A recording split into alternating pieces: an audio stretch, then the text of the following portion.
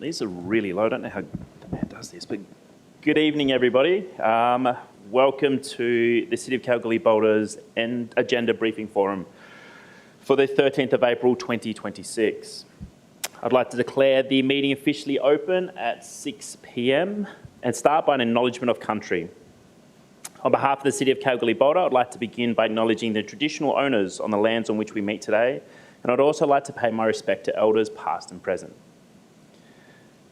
Before we begin any further, we do have a disclaimer to reading, and while I note there's no one in the room, there may be people online, so please note that this meeting is being recorded and streamed live on the Council's website in accordance with the City's public participation in Council meetings policy, which can be viewed on the Council's website.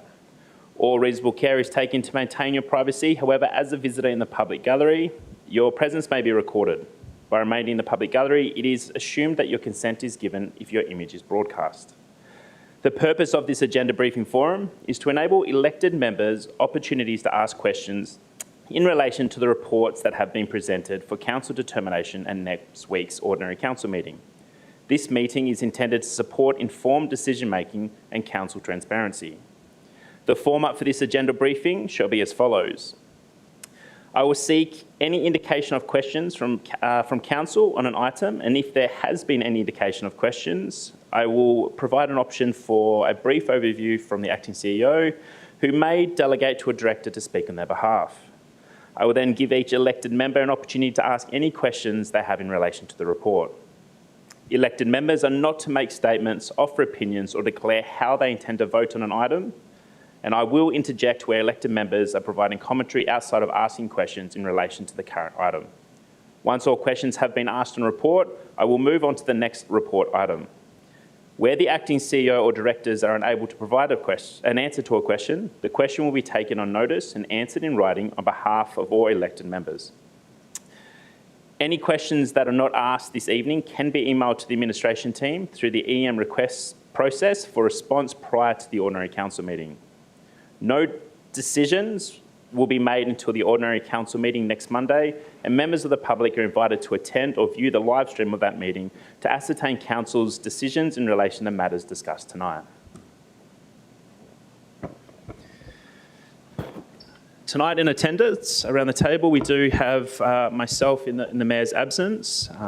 As the presiding member of the meeting, we have Councillor Della, Councillor Johnson, Councillor O'Donnell, Councillor House, and Councillor Vanessa Walker-Dunstan. Members of staff, we do have an apology from the Acting CEO, Mayor Osborne.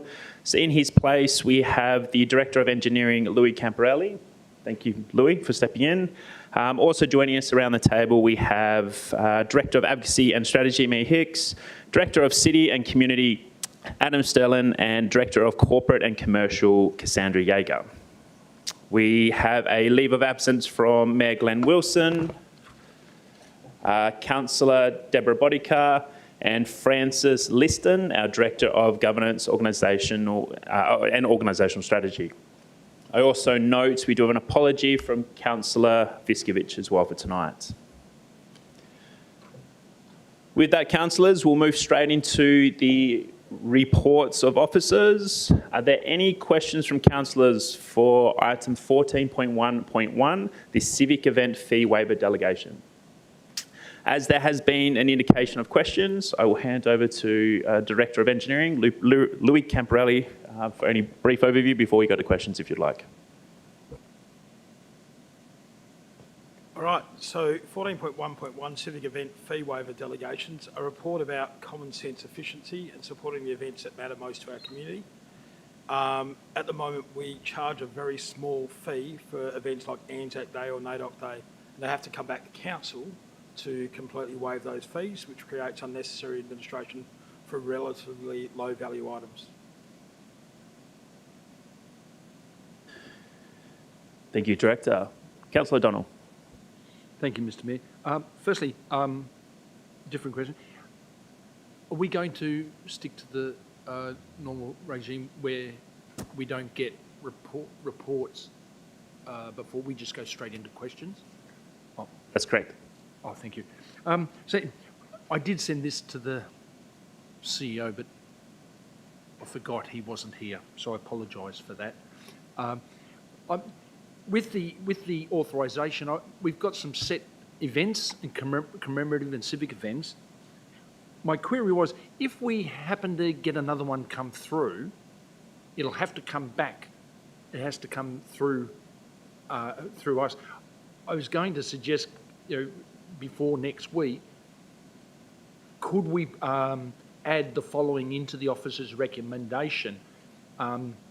Just after they say the value of 500 per event, and should any other civic or commemorative event occur, the CEO, in consultation with the mayor and or deputy mayor, can make a decision if one's added in later during the year. Thank you, Councillor Donald. Director? By all means, next week, you're welcome to change the officer's recommendation to reflect that. All right, thank you. Any further questions, Councillor Donald? No. Councillor House? Thank you, Deputy Mayor. My question, has the city officers thought about including this in the fees and charges schedule so that it would be constant, it would be updated annually? The fees and charges schedule that must be put together by law, and it would save the council having to make discretionary calls, as Councillor O'Donnell has rightly pointed out. Would this apply to other groups who would be just as entitled and deserving? So I think it would be worthwhile to consider amending the fees and charges schedule. It will do the same thing administratively and make it fairer and more transparent. Thank you. Thank you, Councillor House. Before I pass to the Director, are you looking to go above point 3 of the officer's recommendation? Is it something additional as part of that process? It wouldn't be additional, because if it was additional to that, it would make the recommendation there redundant. What I'm saying is the proposal in front of us is to amend the delegations register. That's a pretty sacrosanct document, because it's our tool that enables the officers to have authority. And it's important that we may make decisions around that document, that they're well thought through, and they're addressing some really important need to make sure that the CEO and his staff can do their job efficiently. So would I categorise something of this nature to be of that urgency? No, I don't think so. But also, would I consider what other tools I have available that helps me to achieve what the officers are seeking to achieve, which is to streamline a process and to make it fair and affordable for charitable groups or not-for-profit groups. So perhaps between now and the next meeting, the administration could consider that as an option, and then bring that back to council to advise whether that was a viable option and whether that achieved the goals sought through this report. Thank you. Thank you, Councillor House, for clarifying that for me. Director? Okay, Councillor House, 3 parts, I think. First part is will it be reflective of the fees and charges? All charges are reflective of the fees and charges. It's up to 80%. So it's a case-by-case basis on when the CEO has authority to discount fees. So it's up to 80%, and it's discretionary on what they provide. So to try and reflect that in the fees and charges, you'd have to do one for every 1% up to 80%. So second one is to streamline it so that we can basically waive further fees. Is that right? Is that what you're saying? Up to 100% of the fees, without it being done? I'll put the question. I'll put my answer another way. All community groups, not-for-profit groups, should be entitled to this. But whatever we're considering now for group that is titled X, Y, or Z, regardless of what their title is, it's their status that we should be concerned about. If it's a not-for-profit group, That's blanket. And we don't go picking and choosing and going, we're going to let these guys through the gate at 80% and these guys not through the gate at 80%. I'm not going to be part of that. It was not a debate. The officer asked me to elaborate. I did so. Thank you. Okay, thank you, Councillor Hoss. So the fee waiver delegation was approved by Council on the 16th of June 2025. So what we're looking to do is alter that to allow for these community events, Anzac Day, NAIDOC Week, Australia Day Barbecue, Long Tan Day and Remembrance Day, because currently, via the delegation, fees and charges require them to pay a portion. And if we wanted to waive up to 100%, then we would need to come back to council to approve that. An example I can give you is Anzac Day coming up. If the Anzac Day wanted to use Boulder Town Hall because it was raining, they would need to book that, and they, even at an 80% waiver, they'd still have to pay $48. So what the staff are trying to do is streamline this by updating the delegated authority to allow for just these events, as per the officer's recommendation to just those events up to 100%. Follow-up, Councillor House? I heard, and that's agreed. That's exactly what officers are proposing to do, and it's a wise thing to do. I'm not disputing that. What I'm saying is that can the officers look at what I have suggested, which is passing the fees and charges schedule, which we must do annually, if that is a viable option, and does that potential option give us more robustness in terms of meeting those status of not-for-profit and not being selective. And I'm not saying we're being selective here in terms of Anzac, because it's fairly specific, but it should be across the board, and the fees and charges should reflect that. Thanks, Councillor House. Director? Thanks, Councillor House. Yep, we can have a look at it and see if that works through the fees and charges. Thank you, Director. Is there any other questions in relation to this item? Councillor Johnson? Yeah, just one. We're talking civic events, which are specific to civic events, whatever the definition of that. That's what's being targeted within this report. Is that the intent, or is the intent to make it broader and wider? Director? Thank you, Councillor Johnson. Initially, the intent was to just target these civic events. Any further questions? Nil. Thank you, councillors. We'll move on to item 14.1.2, which is the CEO Recruitment Committee. Is there any questions in relation to this item? Nil. One. Thank you, Councillor House. One moment, Councillor House. Director, is there anything you'd like to add before we hand over to questions? Thank you. We'll go straight into the questions then. Councillor House.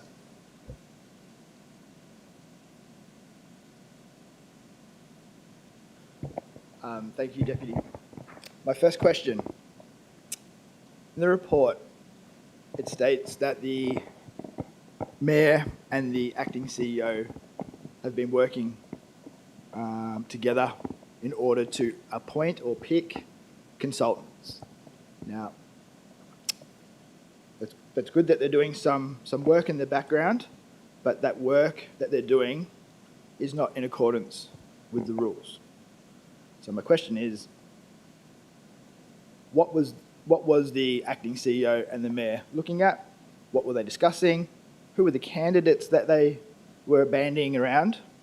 Just like to have that information so everything's on the table. Thank you. Thanks, Councillor House. Director. Thanks, Councillor House. As I'm not the acting CEO, I'll have to take that on notice and come back to you on that. Any further questions from around the table? Councillor House. No other councillors want to have a go? Just me? Okay. Okay. So the committee that we will be looking to form, I'd like to understand why we're using a policy and then asking the councillors to depart from a component of that policy, which is in ordinary, because you have the policy, you follow it from A to Z.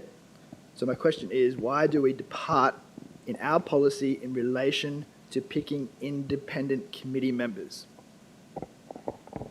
Thank you, Councillor House. Director. Thanks, Councillor House. Are you saying that the policy, can you part one, which policy you're talking about? Is the appointment of the CEO policy? I'm talking about the part where the CEO policy, or it's the recruitment policy, I believe, it discusses the formulation of a committee. It discusses the parameters around formalising the membership of that committee. It's quite specific. The report, in fact, is quite specific and speaks to this point in detail. So, Just to assist Councillor House, page 17, Director, the report is the committee's policy. If that assists under step 3, appointment of an independent panel member. Is that correct, Councillor House? Thank you.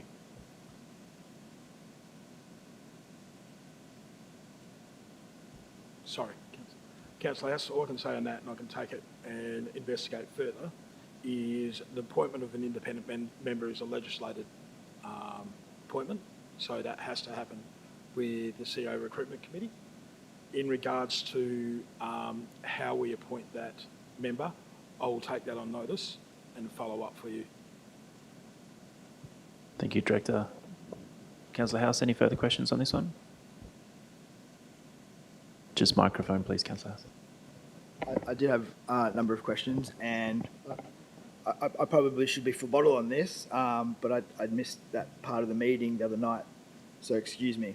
In terms of the recruitment itself, what I want to understand is 14 days that the officers have seemed to be quite strict on that 14-day advertising period. Can you answer, in terms of best practice, is a 14-day period generally in accordance with best practice with recruiting for CEO positions?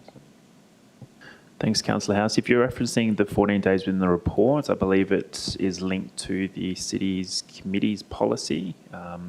But again, in regards to that, but I will pass to the Director in regards to the best practice component of that question.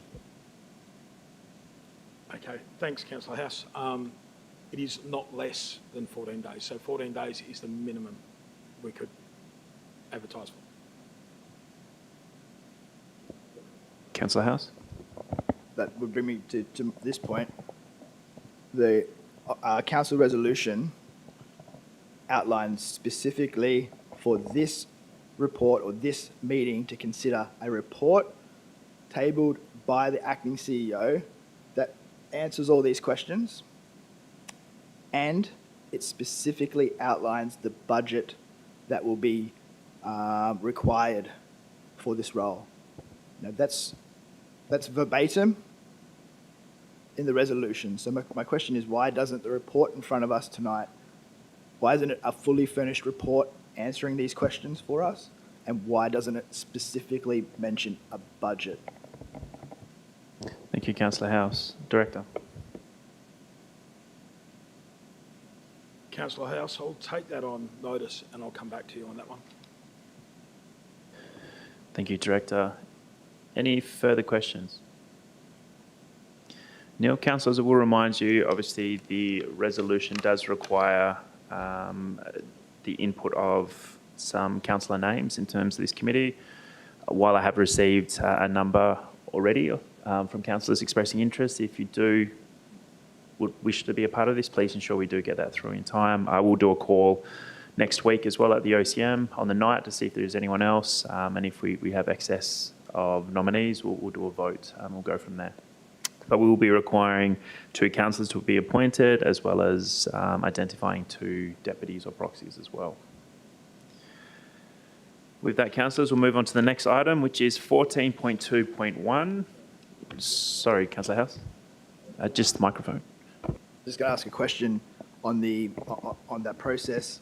The report, I believe, states that there's going to be training May the 7th, held by I believe, the consultant or the recruitment agency, do the councillors need to be in attendance at that training session in order to be eligible to be a sitting member?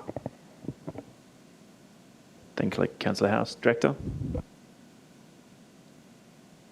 My understanding is yes, they will need to be, but I will confirm that and come back to you with 100% confirmation. Thank you, Director. With that, we'll move on to item 14.2.1, which is the WAEC election report for the 2025 local government election. Is there any questions from around the table in regards to this item? Election stuff. Is anybody else going to ask a question tonight? Sorry, Councillor House. That's my question. Is anybody else going to ask a question tonight? Councillor House, it's up to councillors if they have require additional information on any item. But are there any questions in relation to this item from councillors? Sorry, one moment, Councillor House. Sorry. Thank you for indicating. Before we move into councillors' questions, Director, as this one I believe will come to you as well, is there any additional information you'd like to provide prior to questions? Nothing that hasn't been covered in the summary statement or report. Thank you, Director. Councillor House, you've indicated you have a question in relation to this. Yes, thank you, Deputy. Just in relation to the process, were the elected members questioned, surveyed as part of this, what is it, the report? I didn't participate. Did you, Vanessa? Councillor Vanessa? Councillor? Thank you, Councillor House. Director? I'll take that on notice and get some confirmation about who and how people were asked about this report. Councillor House? Councillor House? The report refers to some complaints or some alleged complaints. Were any complaints formally made to the CEO about any of the candidates? Director? Thanks, Councillor House. There were concerns raised, but no formal complaints progressed to under the code to the CEO. Thank you, Director. Councillor House. Any other questions on this item? Nil. With that, we'll move on to the next item, which I have declared a financial conflict of interest for next week's meeting. And in best practice, I will vacate the chair. 14.3.1.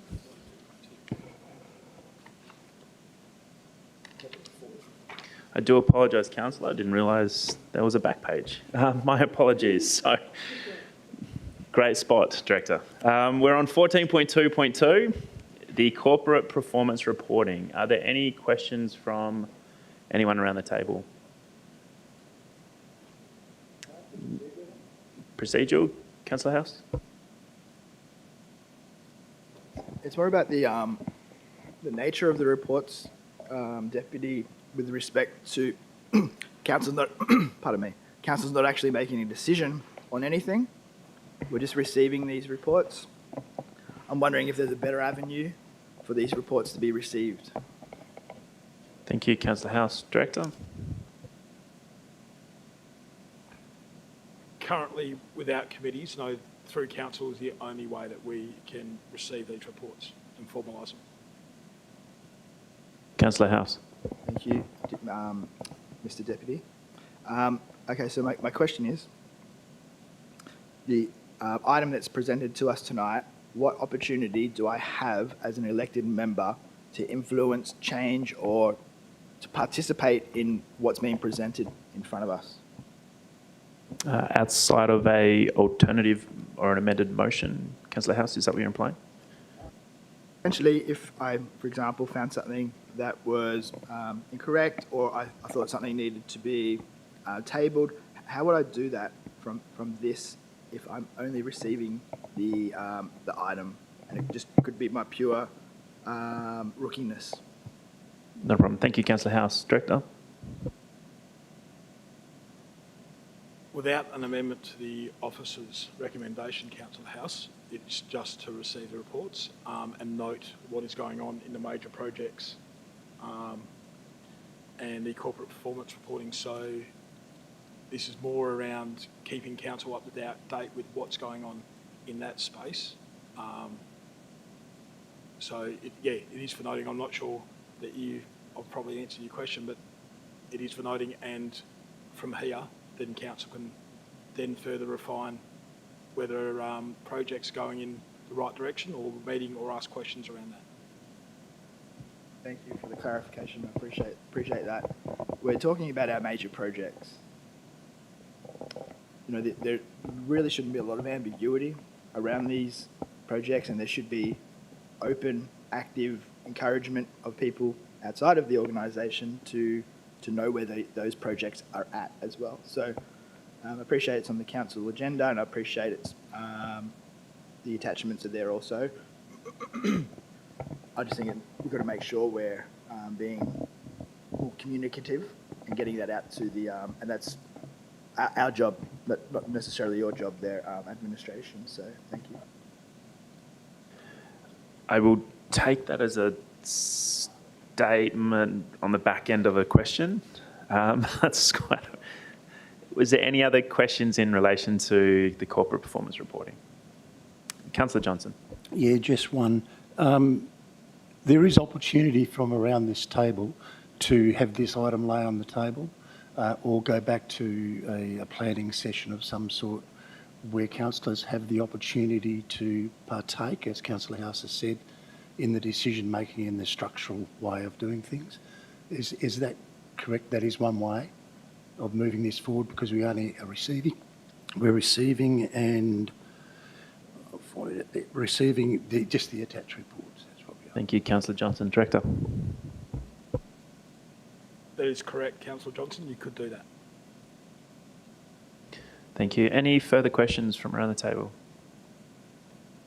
No, with that, we'll move on to item 14.3.1, which is the 2025-2026 rate concessions applications. As I indicated earlier, I have disclosed a financial interest in relation to this matter for the OCM next week, but as part of best practice, I'm going to vacate the chair and hand over to Councillor Della as the most senior person then next in line to chair this part of the meeting before returning.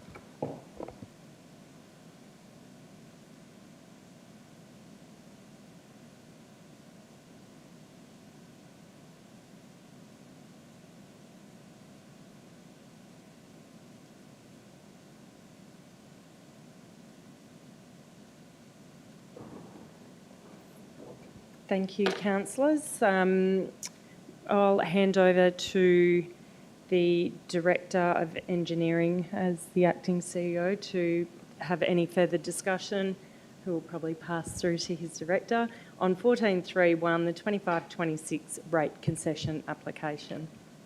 Thank you. Thank you, Acting Chair. The purpose of this report is for Council to consider the rates concessions that have been submitted for the 25-26 financial year. Councillors, are there any questions for the Director? Councillor O'Donnell. Thank you. Page 29. The City's rate concession policy ensures that concessions are granted only to organisations that meet clearly defined eligibility criteria. Have any organisations received concessions that this time that did not meet the clearly defined eligibility criteria? Through the Acting Chair, no. Those recommended to Council are considered to meet the criteria in the policy. A subsequent question, Councillor O'Donnell. Thank you. Page 34. Living Alternative Limited is mentioned with an amount of concession for $1,822.21, yet it is not mentioned previously with an address and what service they provide. Are you able to advise us what they do, where they are? Thank you, Director. Yes, thank you for picking that up. That one dropped off the report, so I will update the report before the Council meeting. Living Alternatives trade as Pregnancy Problem House, and they provide a range of compassionate and essential services to support individuals and families facing challenges related to unintended pregnancies, early parenting and reproductive loss. They're located at 31 Charlotte Street, Piccadilly.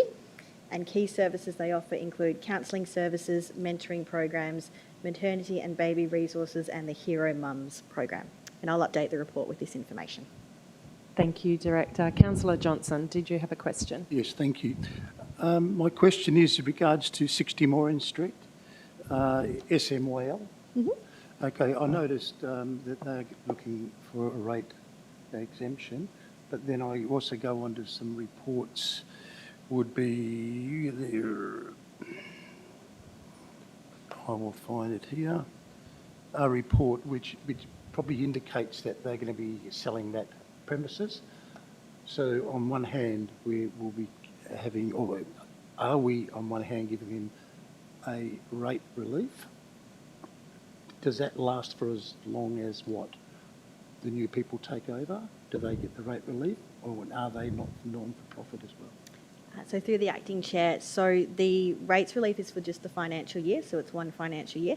The application is made at the time, so at the moment they're still the registered owner, so we're required to treat it as per other applications. They are still eligible to apply for the concession. And if they were to sell, that is, if that's what they choose to do, that rates concession had already been applied to the property. It would be applied. It would have already potentially been approved by council for the owner at the time. Just supplementary if I may. So if they are not the owner after the time, it's a free kick for the person going into that property, and it's costing us rates because of a glitch. Would that be the way it works? Because there are probably, if it was a not-for-profit organisation taking on the reins, and correct me if I'm wrong, I don't know whether it is or it isn't, there'd be other groups out there, I'm sure, that love the money. Through the acting chair, it's to do with the legislation and what they're entitled to at the time. So it's not so much a glitch as per what they're entitled to, but I can take that on notice in terms of that legislation and provide some further information. Thank you. Thank you, Director. Councillors, further questions? Councillor O'Donnell and then Councillor. Your microphone. I just want to ask a quick question. Yes, if this non-for-profit gets approval for their rates to be expunged, and then a month later, in the new financial year where they've had their rates on, surely, if somebody buys that privately, they would have to pay rates for the next 11 months.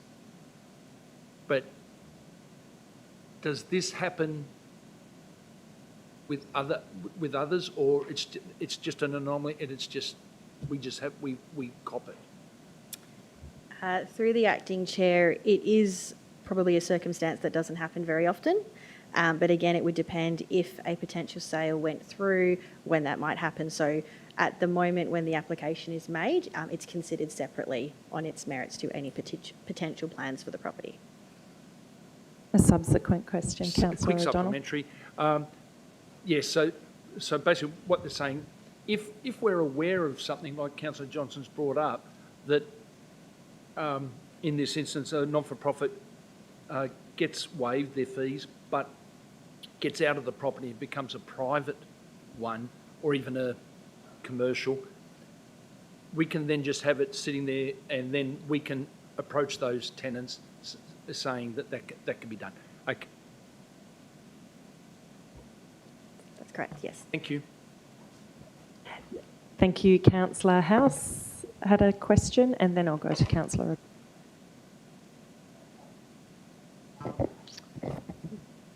My questions are not so much around the specifics. My concerns here are the values on some of these rates. So I believe one of the sporting clubs was a really high rate. It was the Pistol Club. That's right. It was the Boulder Rifle Club. Was 33K, and I thought to myself, that's got to be an outlier. But no, then I looked down, and the Clay Target Club also high. It's around 20K. So I got to assume that's in alignment. And could you just I guess, explain why those are so high? Is it because of the size of the sites? Through the acting chair, yes, that's my understanding. So their property is quite larger compared to these other ones. I'm happy to get the size of the properties to provide some clarity. Thank you. I definitely don't want the specifics. I just wanted to make sure that was kind of my logic as well. It did draw my attention then to 160 Wilson Street. I believe is that one entity there over multiple lots? Am I reading that right? Is that the empowering people in communities, EPIC, who are over lots? Sorry, not lot. It's property with, yes, 160 Wilson Street. That's right. Through the acting chair, yes, that's correct. There's 4 separate properties that they're seeking rates concessions for, and that's one of them. It's quite high. I was trying to picture or look to see what property on Wilson Street would attract that high cost. Through the acting chair, that's the GRV that it's been assessed at. So I would have to take it on notice to see anything specific. But these are the GRVs that we have on our system that Landgate has assessed. Sorry, I don't want to step on anyone's toes at all. They were just like anomalies that I'm just curious about. My other curiosity here is, I guess, around the process and in terms of how does a group become aware that they would be eligible to make this request, and is there some type of tool or mechanism that we have that we could capture that would be, for example, if you're an ATO not-for-profit, would there be, I don't know, some function where we could find out where those businesses were? If they were in the goldfields, they automatically get this entitlement. I'm not trying to fill in the colour in the blanks here, but I guess it's trying to make something fair and making sure that everybody who would be eligible for this had the same opportunity. Through the acting chair, so we have the rates concession policy, and with that comes an application form where we request certain details to enable us to verify whether these businesses or the not-for-profits would be eligible. So we get that information and we do an assessment, we verify that, and when we're forming our recommendation, it's also part of our community financial support policy as well, in terms of this is available to the community if they qualify. Just a nuance here, and I'm sure it's a regional country thing, not just a Kalgoorlie thing. It's particularly in the community groups and the non-for-profits, a lot of times it's the same squeaky wheels, and a lot of the, say, the newer players or the smaller guys just generally aren't aware that these type of deals are available. So it'd be just really good to see that that everybody was getting. Sorry, is there a question, Councillor House? Yeah, Sorry. Can we make sure that we're clear about how we're engaging with the community and making sure that we're being fair? Thank you.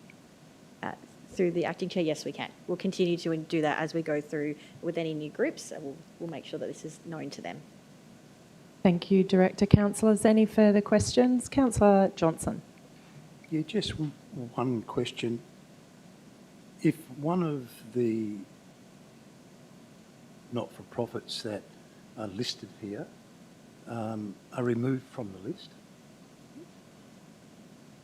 is there an opportunity for them to be reinstated back onto that list in a month or two based on practice and then be considered for rates concession? Through the acting chair, so moving a amendment to the report to remove one of those businesses, yes, you could. Oh, sorry, not-for-profits or the applicants. We could, just noting the time frame from when the rates are due. I would just have to check that with the rates team, but that is procedurally possible, yes. I would just need to check the financial implications. A supplementary Further? would be if a new not-for-profit came onto the scene, bought a premises, did what they needed to do in there, mid-year, they would have the opportunity to come to council, because this is not windowed, is it? It's not just in that space of time you can apply. That probably answers my first question. Through the acting chair, we do have a timetable that we work to with these, so I'll get that information and that will support that as well. Thank you. Councillor House has another question through to the Director. Thank you.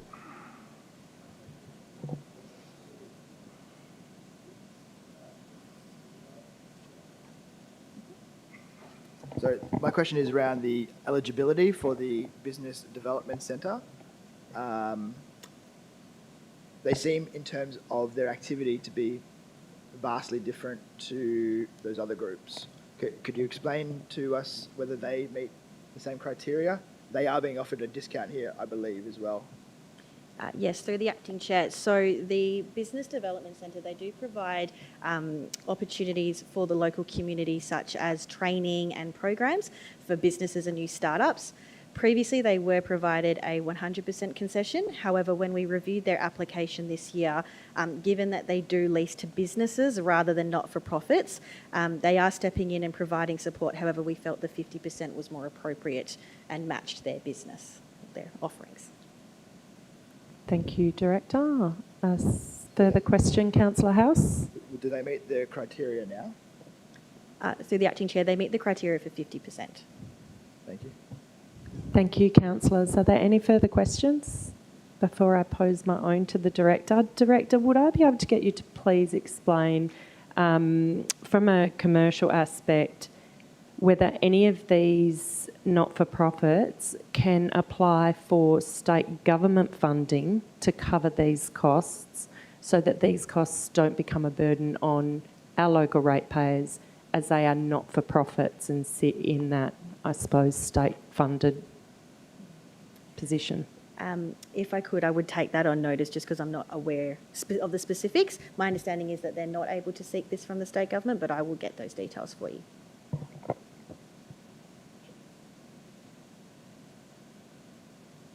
Over to the acting CEO.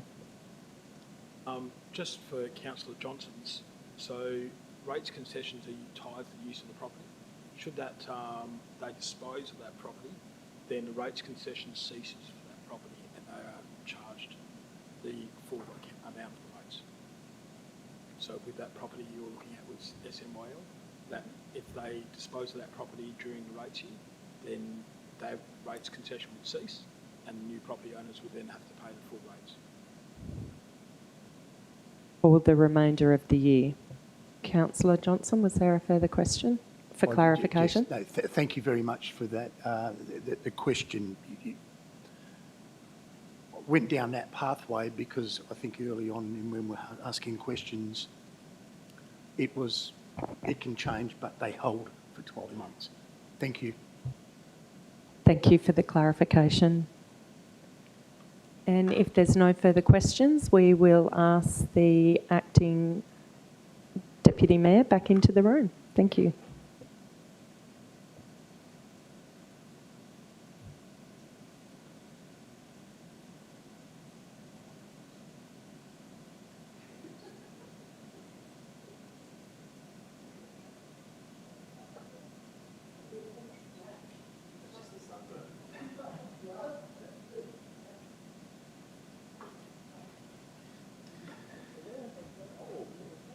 Thank you, Councillor Della.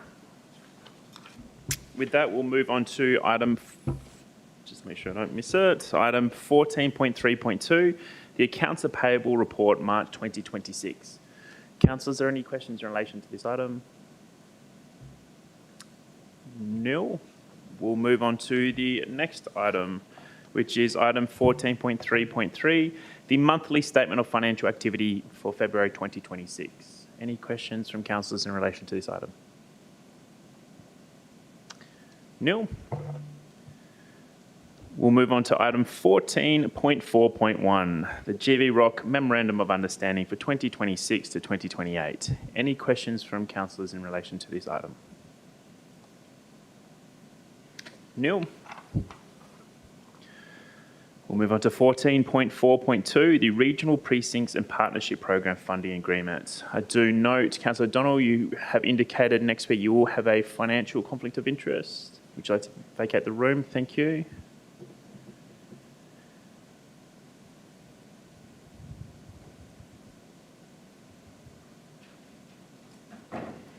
Councillors, are there any questions in relation to this item? Councillor House, you've indicated questions. Director Hicks, would you like to take the stand? Thank you.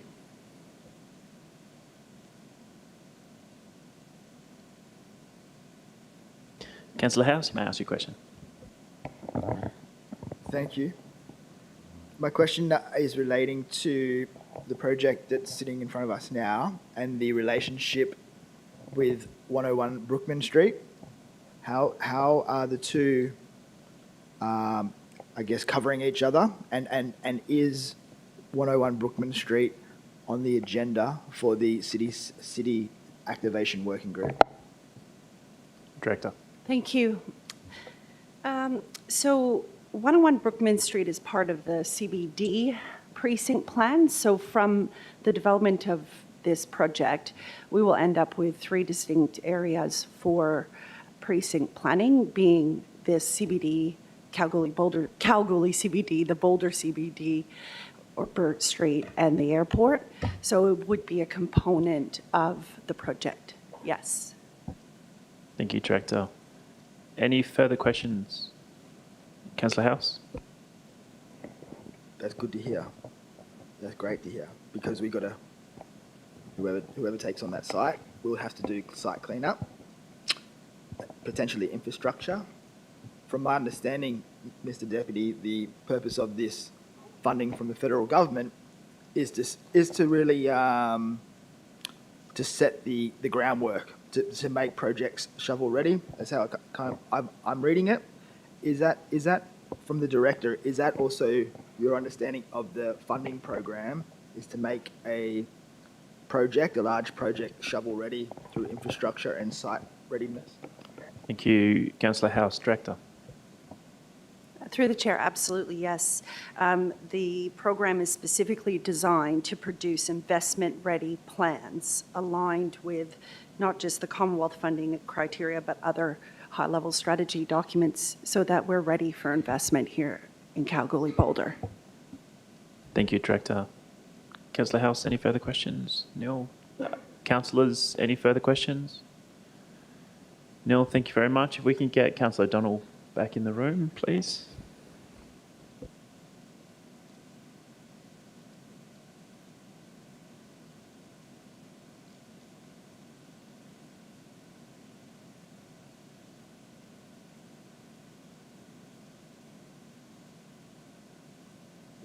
Thank you, Councillor O'Donnell. We'll move on to item 14.4.3, which is the WALGA climate change advocacy position. Are there any questions from any councillors? As we have had questions indicated from councillors, Director Hicks, is there anything you'd like to add prior to going into questions, councillors? Neil, fantastic. Well, we'll start with Councillor O'Donnell. Thank you, Acting Mayor. The federal government is calling upon local governments to do their bit to assist climate advocacy change. This can result in costly added expenses to our city. Are there any areas that we as a city can do our part in climate change advocacy without added cost to our city? Director. Thank you. Through the chair, some work has already been undertaken to review how the city supports climate change efforts, and now we're going through an assessment to ensure that we've, noted all of those. But the city would then continue to focus on initiatives that contribute to the state and federal policy, so the feedback and so forth. We'll leverage available funding if it's available, and we'll partner with organizations such as the GROC to deliver grant-funded programs, and of which there currently are 2 that the GROC is working on. Thank you, Director. Councillor O'Donnell, any further questions? Neil. Councillor Della. Thank you. Through to the Director. How will this assist the city in moving forward, and I suppose will it give us the opportunity to develop further partnerships not only with the government sector but also the private sector? Thank you, Councillor Della. Director. Thank you. Could you just repeat your questions? Is it to advocate to the private sector specifically? Will this allow us, I suppose, a better position to advocate in the private sector as well, or to the private sector? Thank you. So last Tuesday, this was presented to elected members, and we received some feedback on how elected members would like to include some advocacy to different industries, I'll say, within the city of Kalgoorlie-Boulder, which has now been added into that attachment that you see there. So yes, it could absolutely pivot off of just the state and federal, but also to other industry players in Kalgoorlie-Boulder as well. Thank you, Director. Councillor Dillon, any further questions? No? Any other questions from around the table? Councillor House. Thank you. Great questions. I mean, they've just taken all my questions, but I was wondering what Wolga's role is in this. How does Wolga plug in? So, and if we wanted to do something that was unique to Kalgoorlie, and I think reasonably, we can band as a community to do something unique, would we be able to do that? And would we need to get permission from Wolga? Or would that Wolga help us to do something like that? Thank you, Councillor House. Director. So a few items, Councillor Hulse. I think Wolga is a primary conduit by, the state agency. So they go to them when engaging with the local government sector. So partially participating gives us a chance to give our impression on our regional climate change and also climate or environment to influence policy settings. So as an example, some of the information that has now been added into the position in relation to industry and the community, that would be something very unique and something that Wolga should consider for other regional communities such as Kalgoorlie-Boulder, which wasn't included in their original position.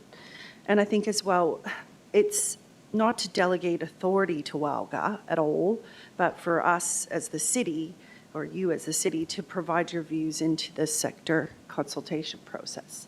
So having a voice and raising those individual, issues that you've commented on. Thank you, Director. Councillor House, any further questions? Final one there, just in relation to Wolga as well. How does Wolga assist the city to ensure that its insurances aren't impacted by the climate change effects? I don't believe we're at the same risk as the coastal communities in terms of those flooding issues that they have, but we have other issues definitely relevant to us. How does Wolga really assist us in terms of our insurance not being blown out of the water from these issues? Thank you, Councillor House. Director. Sorry, could you repeat the question, Councillor Hulse? Sorry, Director. My question is, how does Wolga assist the city to ensure that its insurances aren't blown out of the water by some of these climate change impacts that all local governments are facing? That's a good question, and I don't actually have an answer for you at the moment, Councillor Hulse. So if I may please take that on notice. And Then thank I you can for saying think it's a good about it. question, so you can take it on notice. Thank you. Thank you.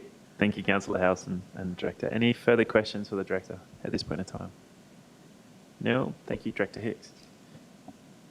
We'll move on to item 14.5.1, which is the demolition of the Airport Aero Club. Are there any questions? There will be. There has been indication of questions from councillors, so I'll invite Director Jaeger to come to the microphone.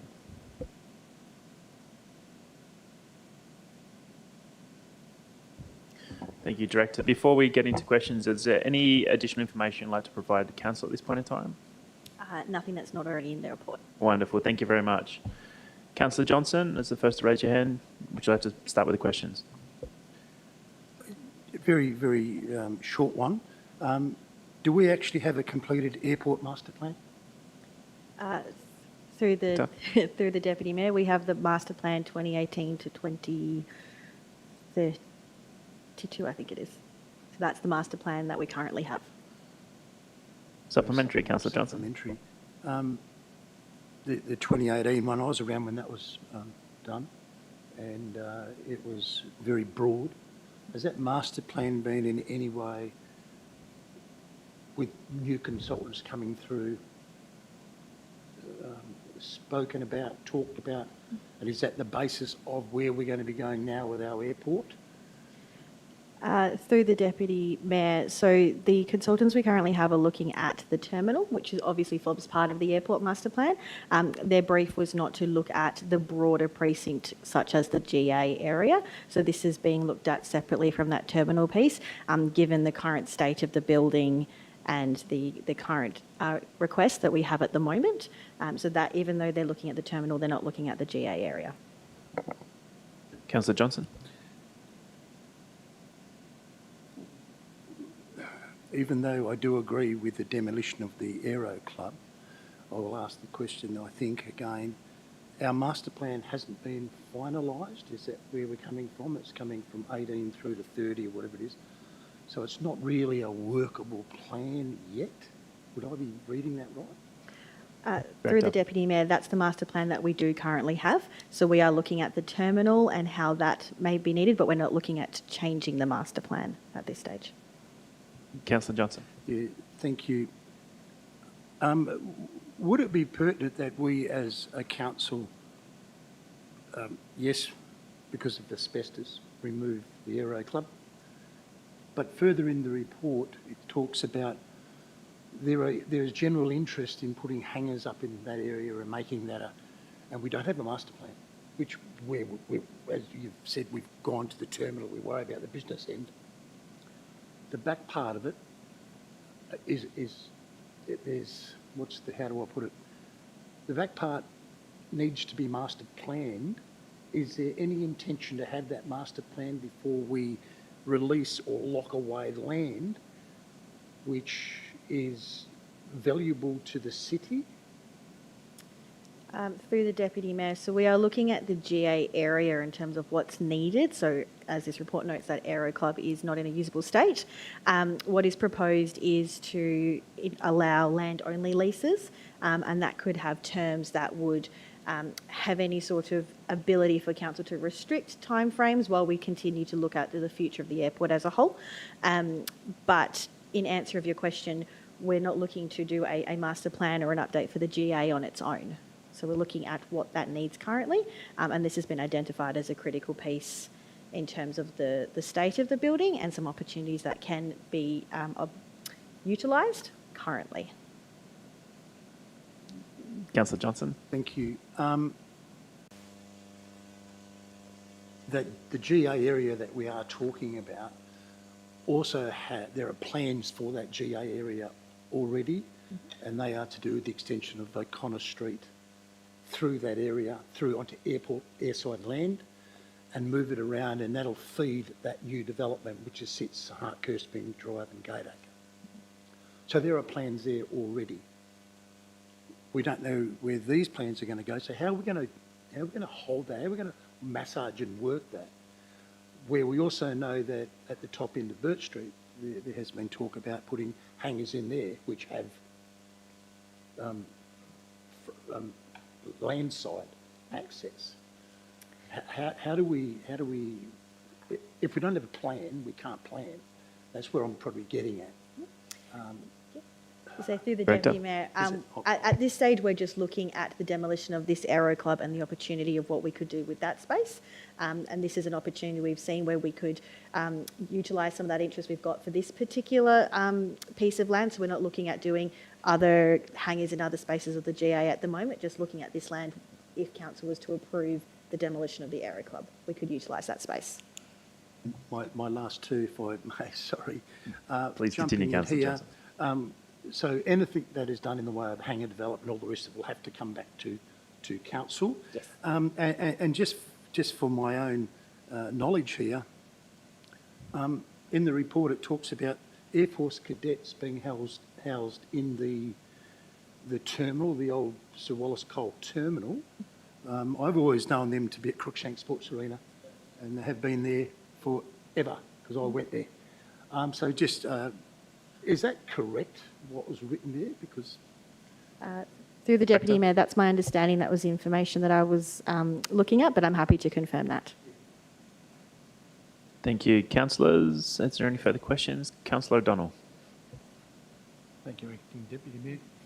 Page 50, under report line 3. Should that word be vacant than vacantar?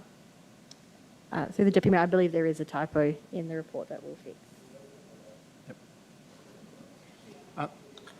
Councillor O'Donnell, please continue. Page 61 shows a shaded area.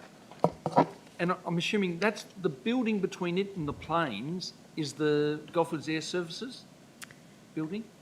Through the Deputy Mayor, so there's 3 buildings that you can see in that diagram. Yep. The middle one is Goldfields Air Services. The one that's to the right is the Aero Club, and that blue shaded area is where we would be potentially looking to put the hangars, noting, as Councillor Johnson said, that would come back to council once they were demolished. Oh, Councillor right. O'Donnell? So, yes, so the blue shaded area will be gone, and just above that, on an angle, that building that's on the angle. Yes. Yeah, I got thrown. Is that the old airport terminal building? Director? Yeah. So that's the old GA airport terminal. Oh, you can't get rid of that. Oh, I've got memories there. Oh, Councillor O'Donnell, any further questions in relation to the item? no. And stand by. And this demolition, will that impact Goldfields Air Services? Have they been consulted?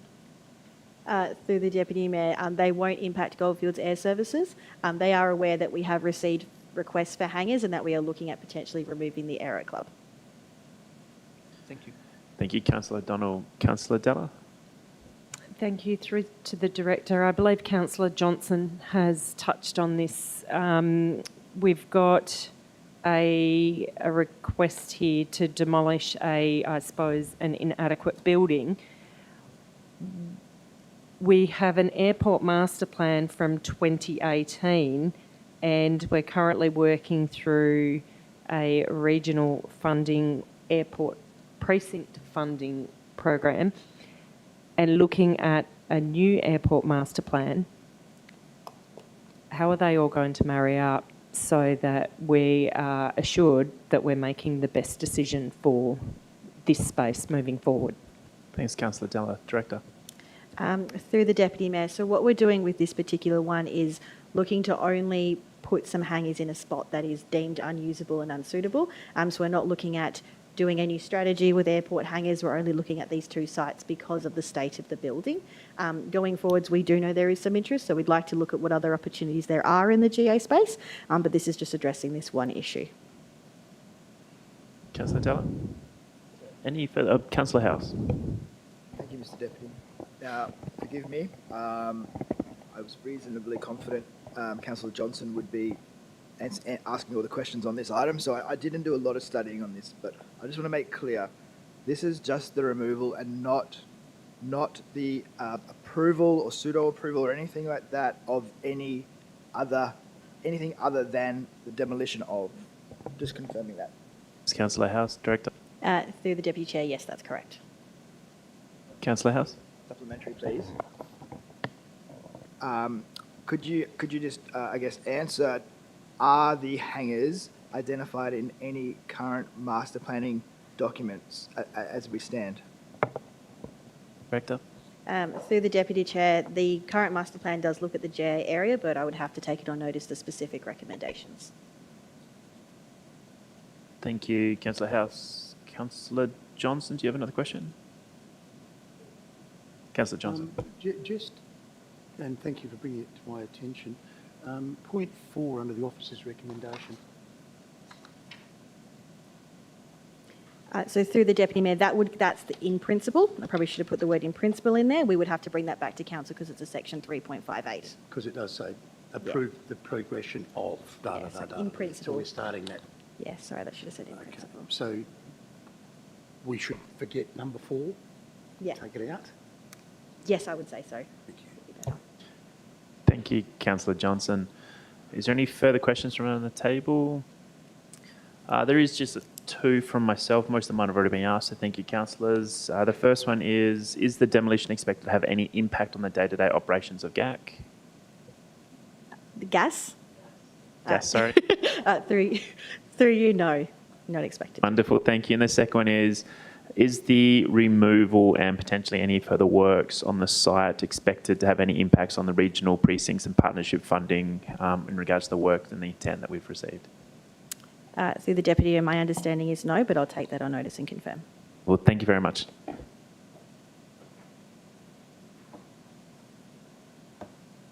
Moving forwards, we will now move on to item 14.5.2, which is the Microsoft Licensing and Subscription Management Agreement. Are there any questions from anyone around the table?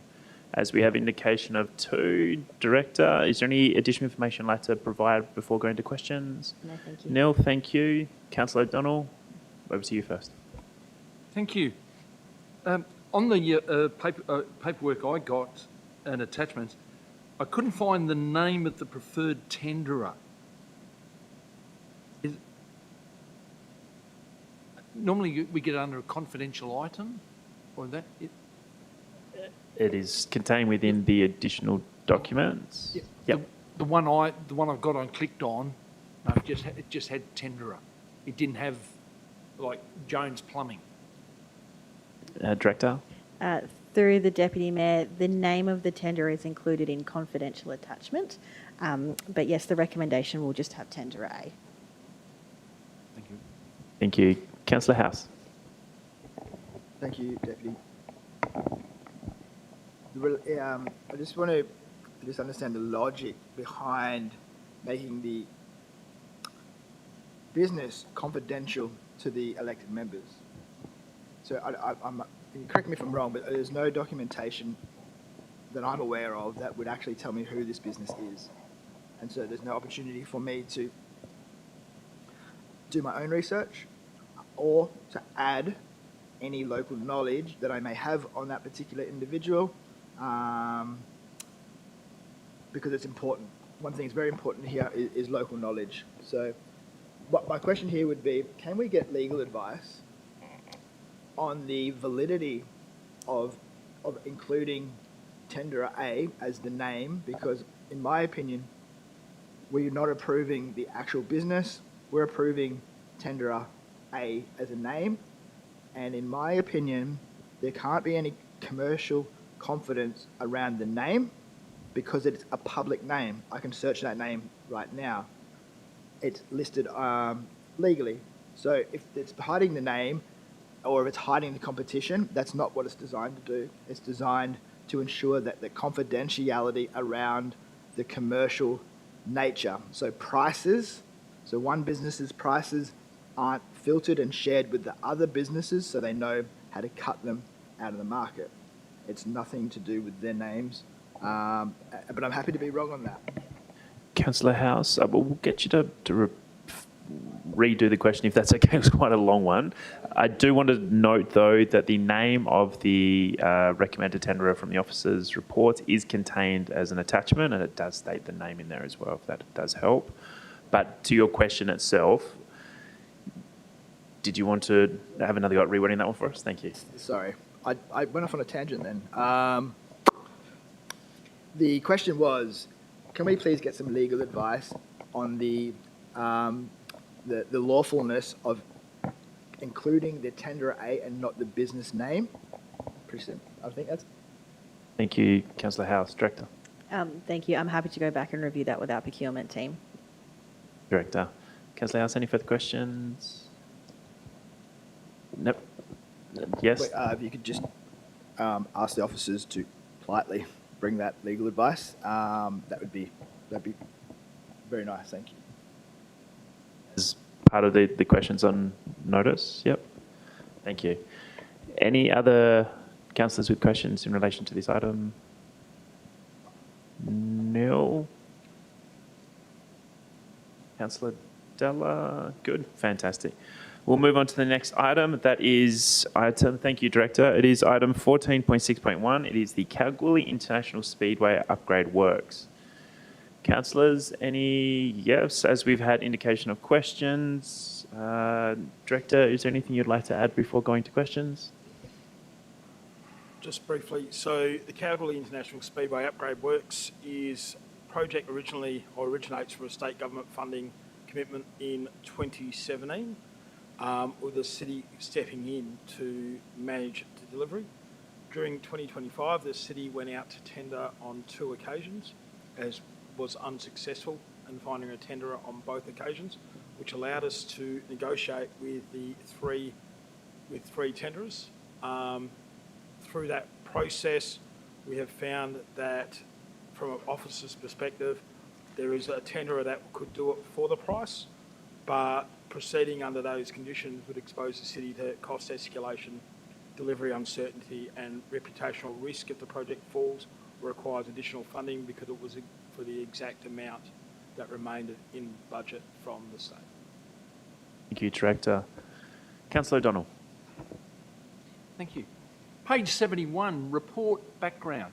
The city was initially reluctant to take responsibility for the commitment and did not want to manage any of the works. However, in 2022, we agreed. What or who made us change our minds?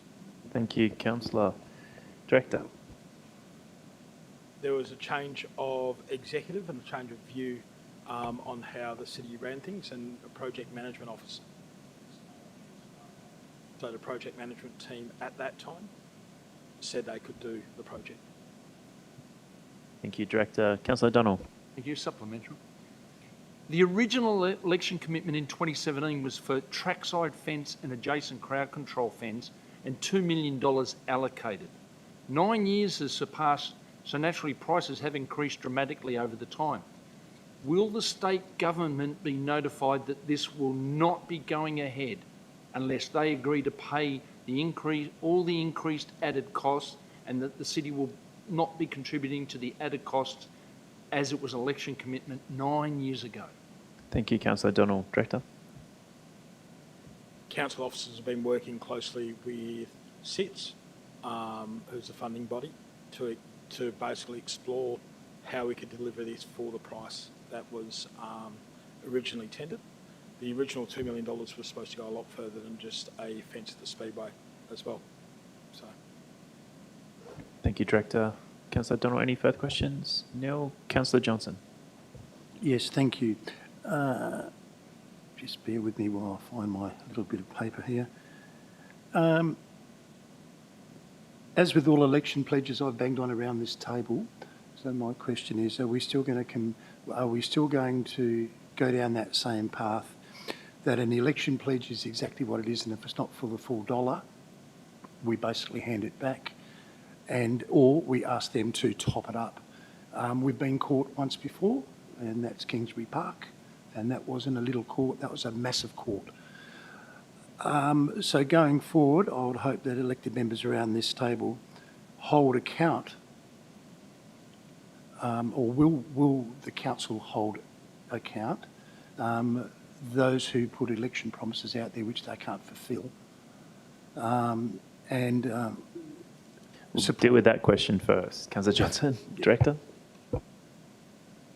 thank you, Councillor Johnson. So the intent of this report is to close out the procurement process and then allow the CEO to negotiate with DSITS and the Speedway on how the project progresses with the allocated budget that is available. Not a dollar more, not a dollar less. Thank you, Director. Councillor Johnson. Thank you very much. Councillor Della.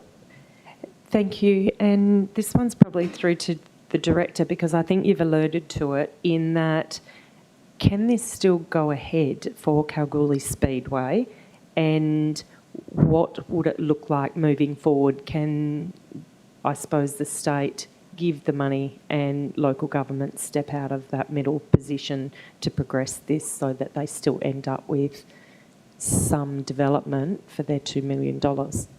Thank you, Councillor Della. Director.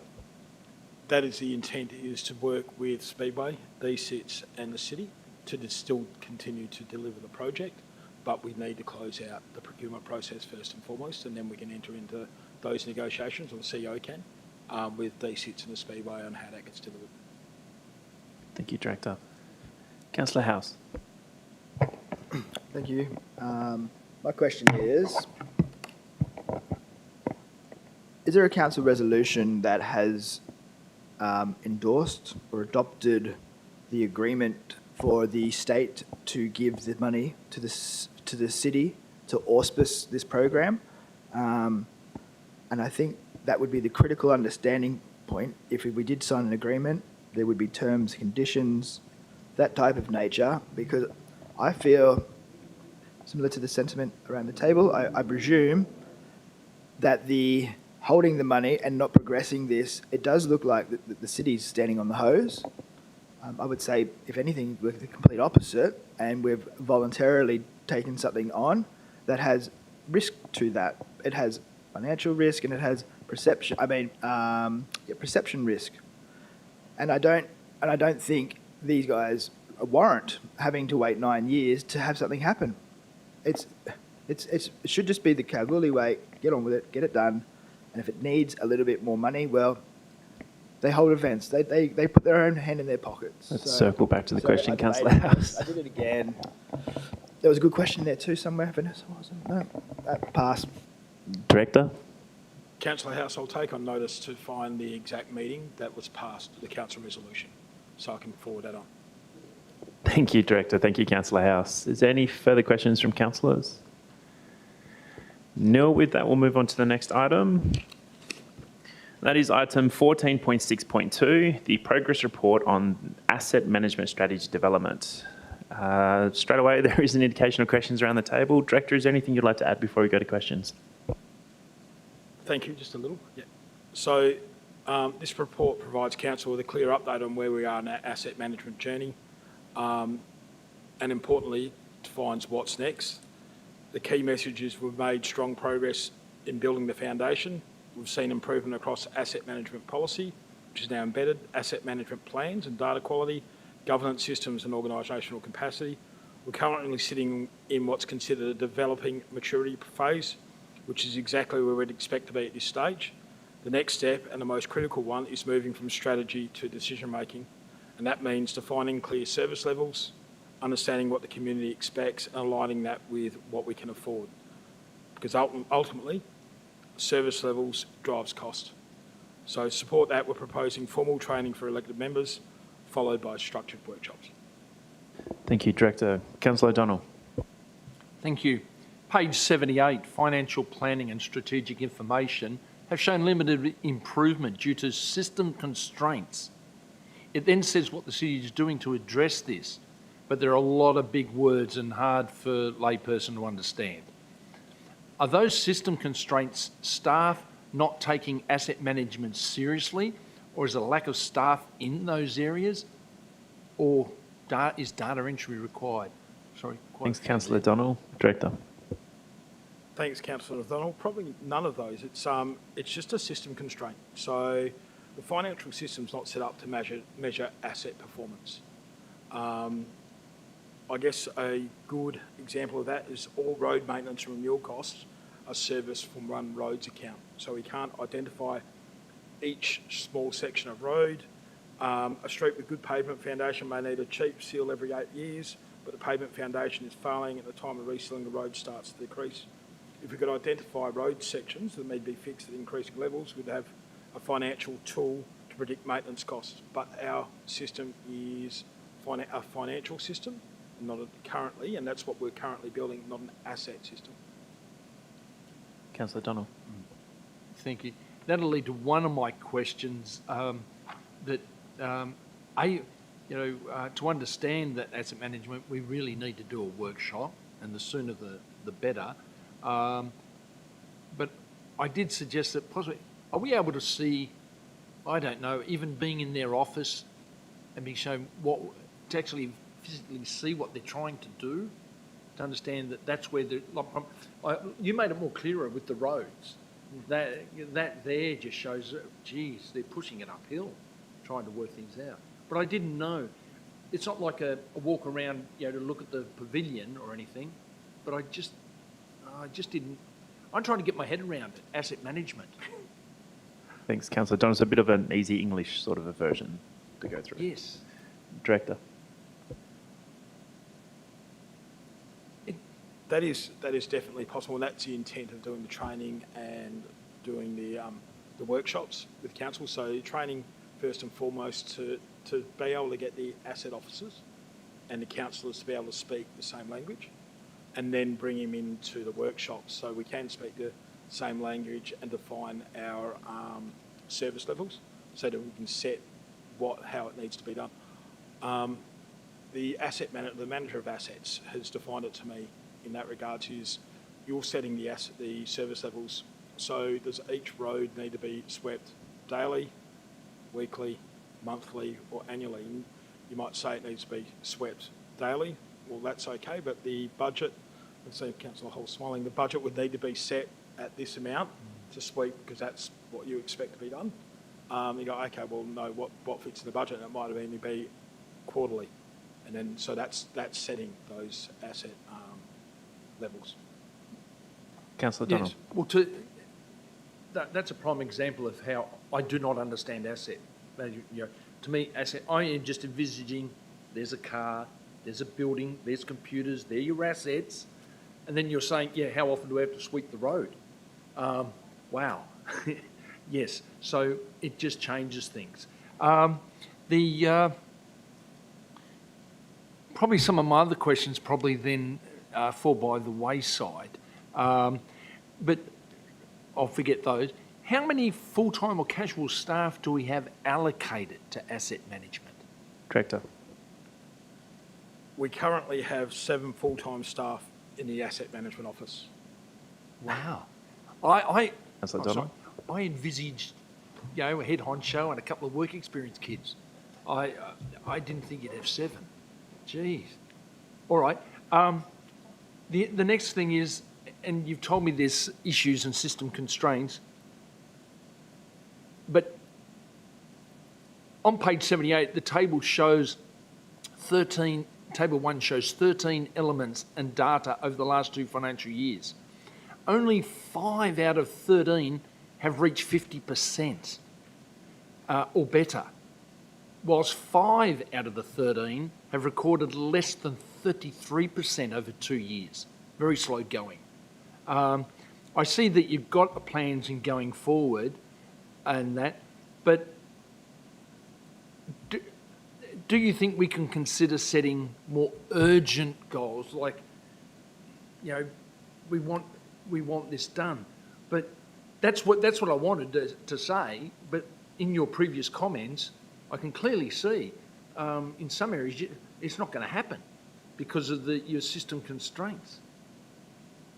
Thanks, Councillor Donald. Director. Councillor Donald, we've made significant steps into this, but look, changing corporate culture and corporate procedures is measured in years and not months. Council sets a budget once a year with a mid-year budget amendment, thus adding the time it takes, for example, to identify the need to buy a new enterprise asset management system and find out which system will be best for the city. Then the system needs to be implemented, a process that normally takes a minimum of 2 years. The city currently has the 3rd largest asset portfolio of all rural councils in WA. For example, the wastewater treatment plant has 8,086 assets been identified, catalogued and entered into the enterprise asset management system. And since October 2025, a total of 71,240 assets have been validated and entered. 241 buildings have all been condition assessed, catalogued, inspected for asbestos, and maintenance plans developed. And the assets team started in 2023 with 3 staff reporting to a manager of engineering and developed into an asset management office with a staff of 7. So we've made significant inroads, and the next part of this is the training, and the next 9 months is imperative for the council to get this right, and by the end of the year have a robust asset system. Thank you, Director. Before I go back to yourself, Councillor Donald, just make one small correction. The maturity scores that you quoted, I believe you had them the other way around. So they were the 23-24 scores you quoted. There's been significant improvement in the 24-25. So they've all gone up bar one area. Yes, that's a positive. And after the Director has spoken, you're not going to get any angst from me or issues. What you've told me, it sounds like they've done an outstanding job with what they've got. And yeah, so. And the question And part of the that? question is, yeah, you can only see positives in going forward if, and with the council assisting your endeavours. Thank you, Councillor Donald. Director? Thank you, Councillor O'Donnell, and that's the intent, is to work together, Asset Management Office staff and councillors. Thank you, Director. Councillor Della? Thank you. Just capturing on a couple of points that you've made. What did we have in place before 2023? Director? Our asset system has always been based off a financial system, so it's been held by the financial team. It's the change that we made 2 years ago to go down an asset system and separate the financial and the asset system was a significant one, and then growing the assets office from staffing. So previous to 23, I think we had half an assets officer. So that's been a significant improvement and upgrade in asset management. Councillor Della, any further questions? No. Any Councillor House?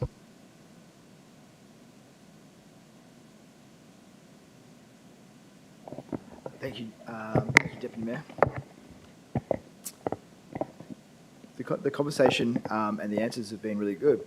And it's great to hear the structure, that there's stability around that really critical aspect of our service delivery, which is the asset themselves. But I think it's important that we remember why we are here. We are here to represent the community. They haven't hired technical experts to represent them. They've voted for the people who they see at the park with them, who play football with them. They're the service, they're the users who are asking for the service. Councillor House, I'll bring you back to the question. Well, the question is, why does a community member need to be a professional to determine whether the park's service level is good or not? Thank you, Councillor House. Director? Thanks, Councillor House. Definitely not asking the community member or the councillor to be a professional, just asking to do the training. I think it's half a day or 1 day training, so that you can understand when making decisions that the staff aren't defining the service levels, the councillors define the service levels, which defines how we manage our assets going forward. So it's just bringing both together so they can speak the same language, because the assets officers speak an assets language, the councillors speak a council language. It's just bringing both together, and so councillors have a better understanding of those service levels and what they mean. Councillor House? The training that's being suggested by the officers, is this mandatory training? Is this training that other elected members and other councillors do? Do we get certificates at the end of it? And will staff be required to do the same training? Thank you, Councillor House. Director? Thanks, Councillor House. IPWEA training is quite in-depth. WOLGA training, you will get a certificate for attending IPWEA. WOLGA training, you will also get a certificate for attending WOLGA. The WOLGA one will also count towards whether you want to get a diploma in local government as well. And it is recommended that the exec team do the same, will do the IPWEA training so that they can speak the same language as well. Thank you, Director. Councillor House? Thank you. I was being facetious about the certificates because they don't mean anything to an elected member. I'm not going to show them my certificate as part of my resume for them to vote for me. Let me ask a question about Joan Gray. She's asked the council some very simple questions about her service levels. Now, councillors are not able to turn around and say, this is the service level. because there isn't a document written that says it's watered 3 times a day or it's watered 4 times a day. And again, I don't need to know that information. I don't. But what Joan needs to know is that if the park she wants it to be green isn't green, when she says we want it to be green, it's done. So I want them to know that whatever we do in this space, that the community who are using the facilities, when they say the service isn't up to standard, they don't just come to us and say it's here. They hold all of us accountable. And there's a tool to do that. And I think Joan's done an exceptional job in that space. Thank you. Sorry, Councillor House, I'm a bit lost on the question in that part of it, if you can repeat that part. It's recorded, Mr. Deputy, and we can use the transcript later on, okay? No, look, my question is, can we ensure that whatever results from this, that it isn't just the decision-making, it's also the monitoring. It's the ability for the community to hold us to account when we aren't meeting those service levels, but more importantly, when we do have those service levels, it's just not us coming up with those. We're being pushed by the community. Thank you, Councillor House. Director. Okay, we can do that. Thanks, Councillor House. Thank you, Director. Any further questions from councillors? Okay, thank you, Councillor House. No further questions. We'll move on to the next item. The next item is item 14.6.3, the approval to award RFT 26012, upgrade stage 2 sporting fields and parks. Is there any questions relating to this item? Wonderful. As there has been questions indicated, Director, is there any additional information you'd like to add prior to questions? No, just as it reads. Thank you, Director. We'll move straight into questions. Councillor Johnson. Yes, thank you. We're at the upgrade stage 2 sporting parks, and we're doing with our lights. And I note in the report that there's an opportunity to maybe do some additional works. The feedback and the general feedback that has come back to myself, and this will go straight to the Director, will be, can we get the lux factors improved at a marked, if we like, say, a Richard Moore, our premier oval, to enable sports requiring greater lighting impact, and that'll be in the evenings or it could be in the late afternoons. And I think we've had this discussed before. So what are the opportunities now by this upgrade and getting the tender out now and awarding it, that this upgrade can happen so we can move from Councillor or Deputy Mayor Winner would be able to tell us the lux levels. Can we move up into the waffle lux level type thing? And whilst we're building it, can we add a bit more to it to do it? And if it does cost a bit to do it, I think the bang for buck will be there. Would that be something we could do? Thank you, Councillor Johnson. Director. Thank you, Councillor Johnson. So currently the design of the tender was to meet the requirement of the lighting audit and lighting plan that we had completed 3 years ago, and then been completely successful in obtaining funding from there.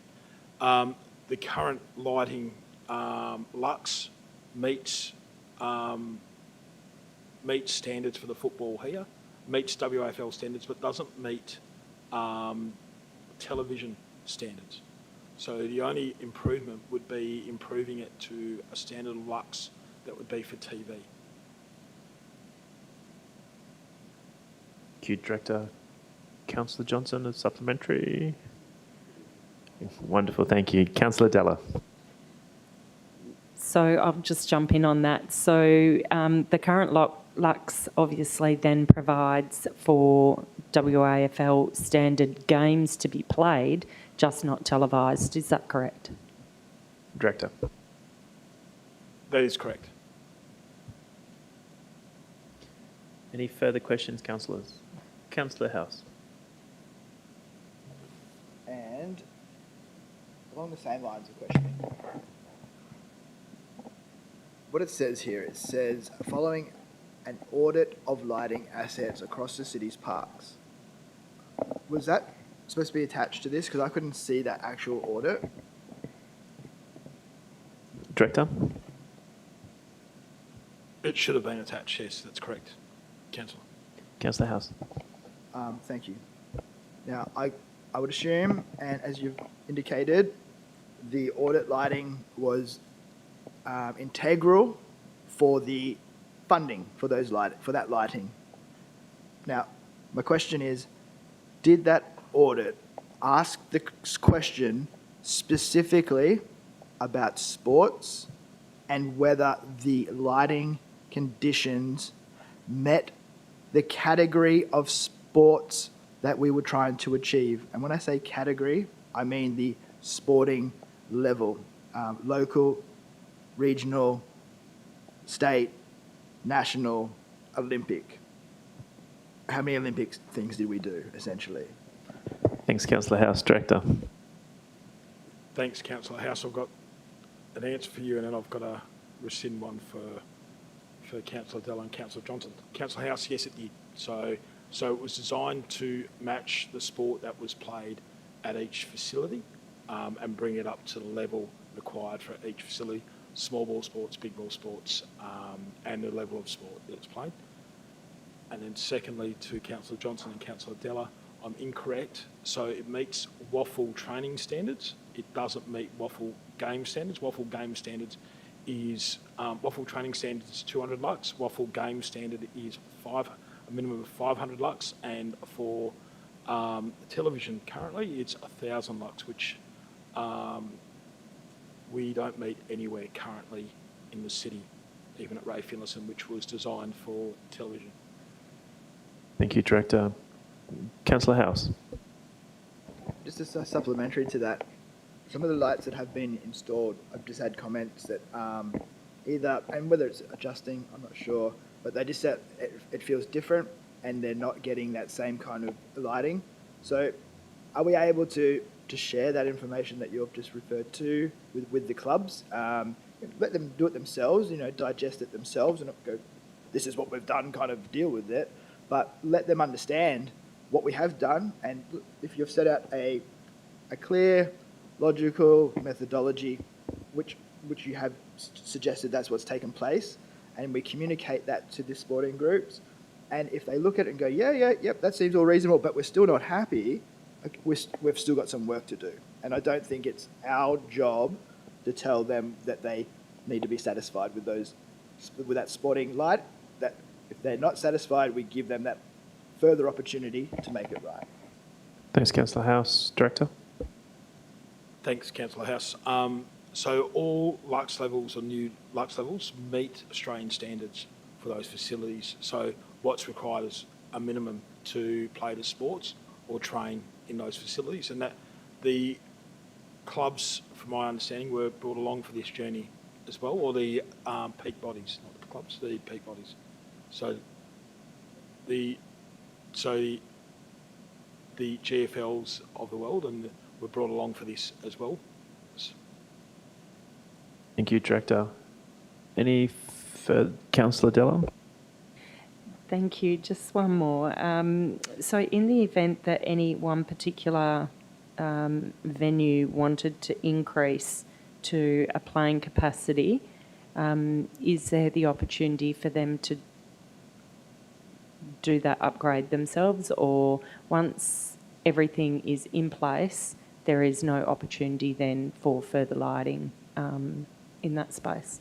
Thank you, Councillor Della. Director? Councillor Della require a variation to the contract.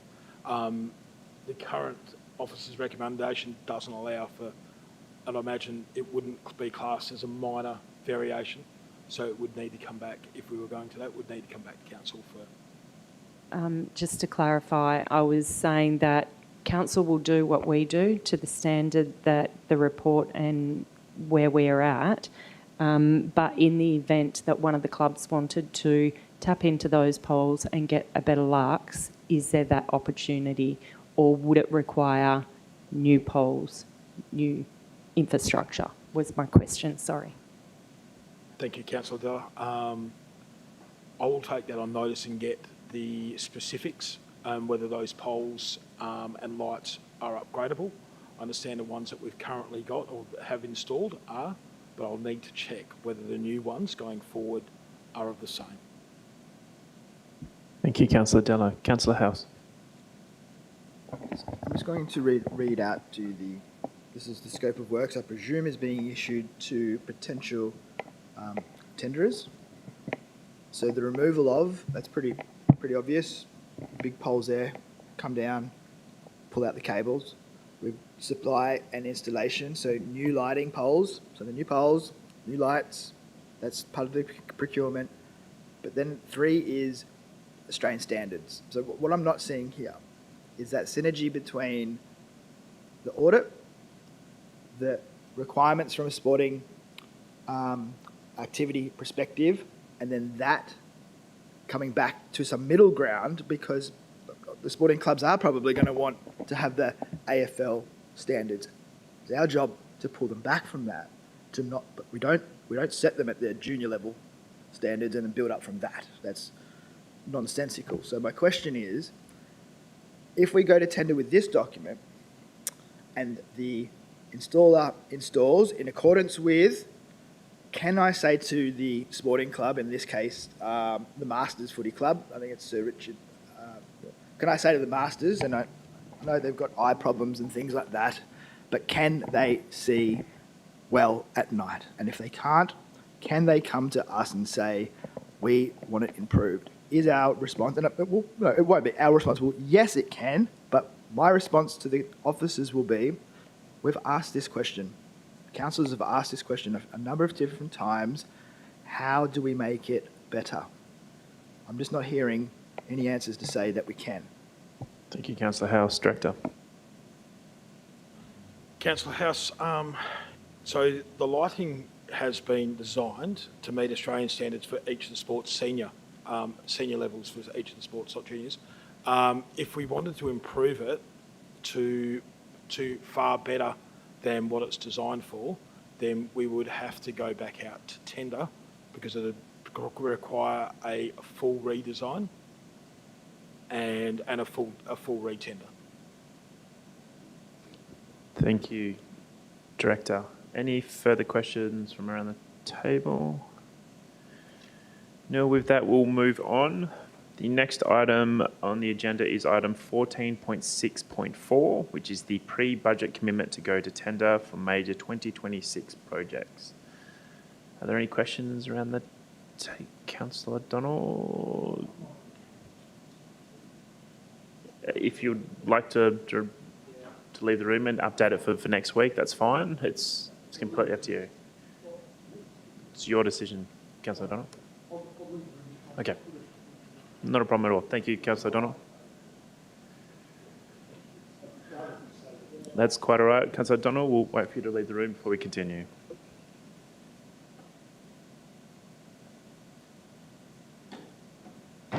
Thank you, Councillor Donald. Are there any questions from councillors from around the table? As we have had that indicated, Director, is there any information you'd like to touch on prior to going out to questions? Nothing that's not currently in the report. Well, thank you very much. Councillor Johnson, as the first councillor to raise their hand, would you like to start with the questions tonight? Yes, thank you, Deputy Mayor. I recall when this went to budget that the feeling around the table was that we had to tighten the belt somewhat, and the discussion was that these items, the words used were deferred, and I think around the table it was more like represent at another time when we think we can handle the budget. This alone accounts for $30 million, but it also accounts for areas of concern. My question being, the areas of concern, as an example, the Oasis outdoor pool, estimated cost of $25 million, the real cost, 50, as was presented and discussed. the golf course dam redevelopment of 2.2 million was going to lay that on the table because it was found that perhaps there hadn't been the intense work done in the background of building a bigger and better facility on the course. So my question to the director or directors, with that knowledge of budget is going to be tight, some of these could come back and be resubmitted with other costings next to them, and the chestnut of things change weekly in the way of costs. Is there some way that we can bring these back and actually look at them in the next round? If we've got the money to do it, we're talking 30 million here. But the sting in the table is that wastewater treatment plant is worth X. The airport is worth X. And when you put all of that together, it's one hell of a sting. So my question is, what can we do to do this? Thank you, Councillor Johnson. Director. Thank you, Councillor Johnson. We cannot begin any of our procurement process without a council approval for any of these projects now. They would need to, if we didn't approve them at this stage, then we would need to wait for the budget process and be approved in July with the budget process, which would mean that we wouldn't commence the projects at best until December by the time we went through procurement process.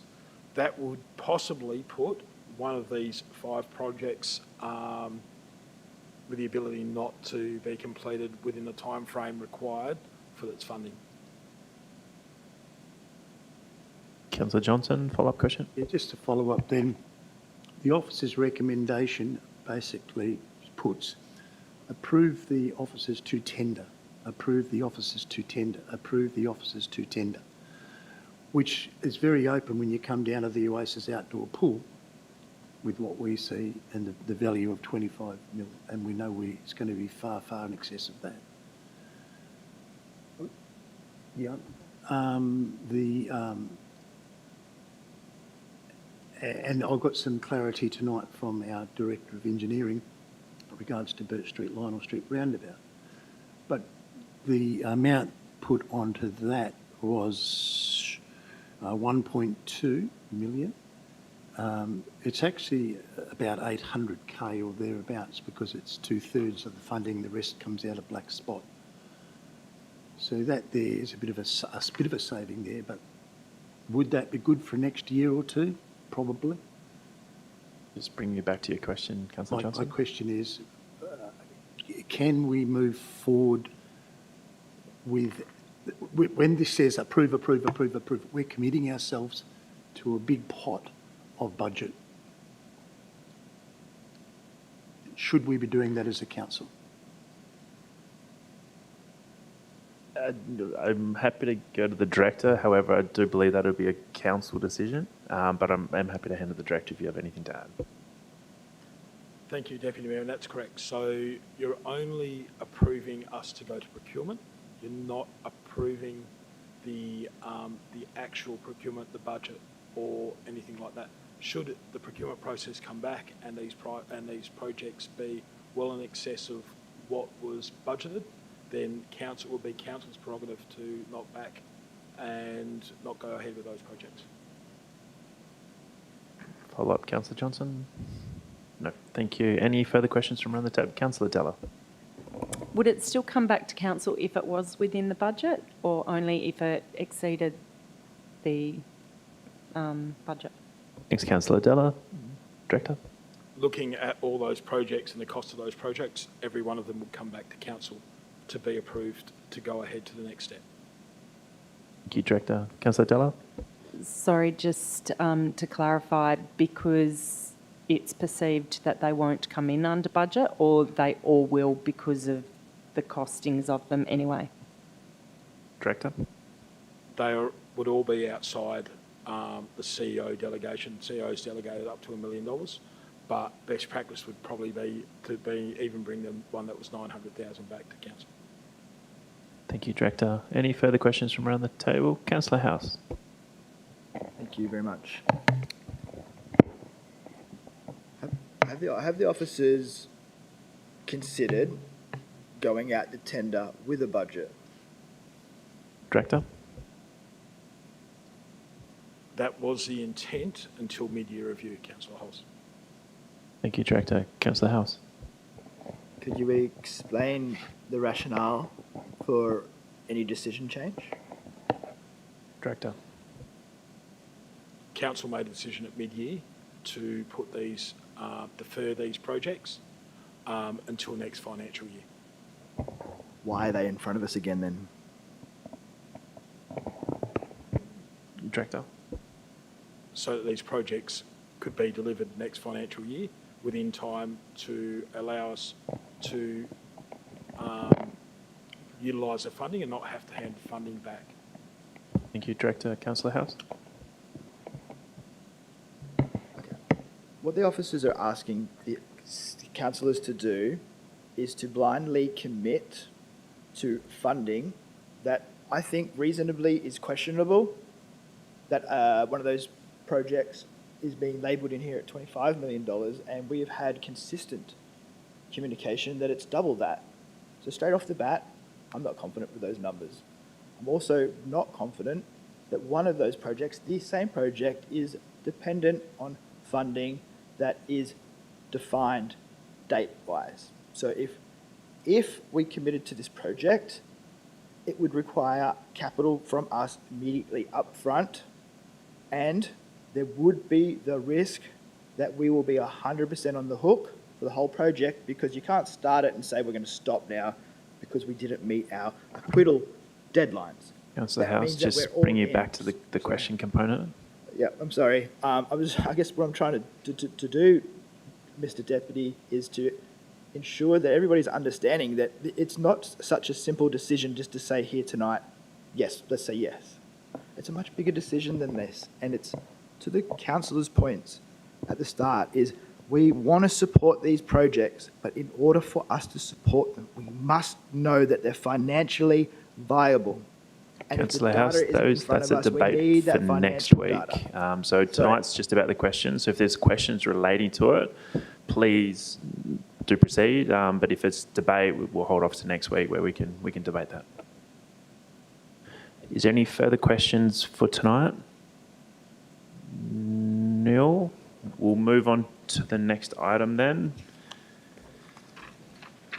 So the next item is item 14.7.1. Is that correct? Yes, thank you. The development application amendment to approved educational establishment, lot 221, number 60, Moran Street, Boulder. Are there any questions from any councillors around the table?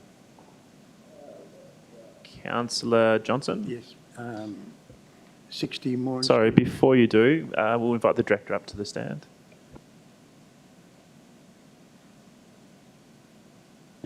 Director, is there any additional information you'd like to add prior to questions?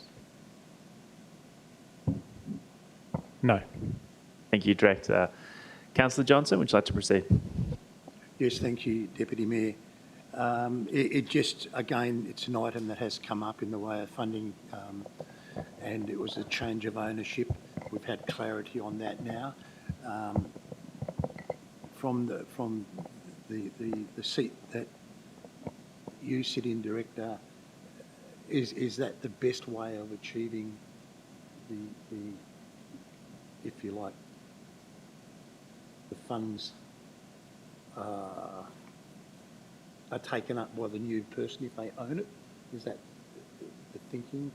Director? Yes, through you, Mr. Deputy Mayor. Yes, from my understanding, yeah, the advice is correct, is that the rates are set when they're set, and then on sale there it's a settlement process that can only go by the rates as were set, and it's a percentage of the year.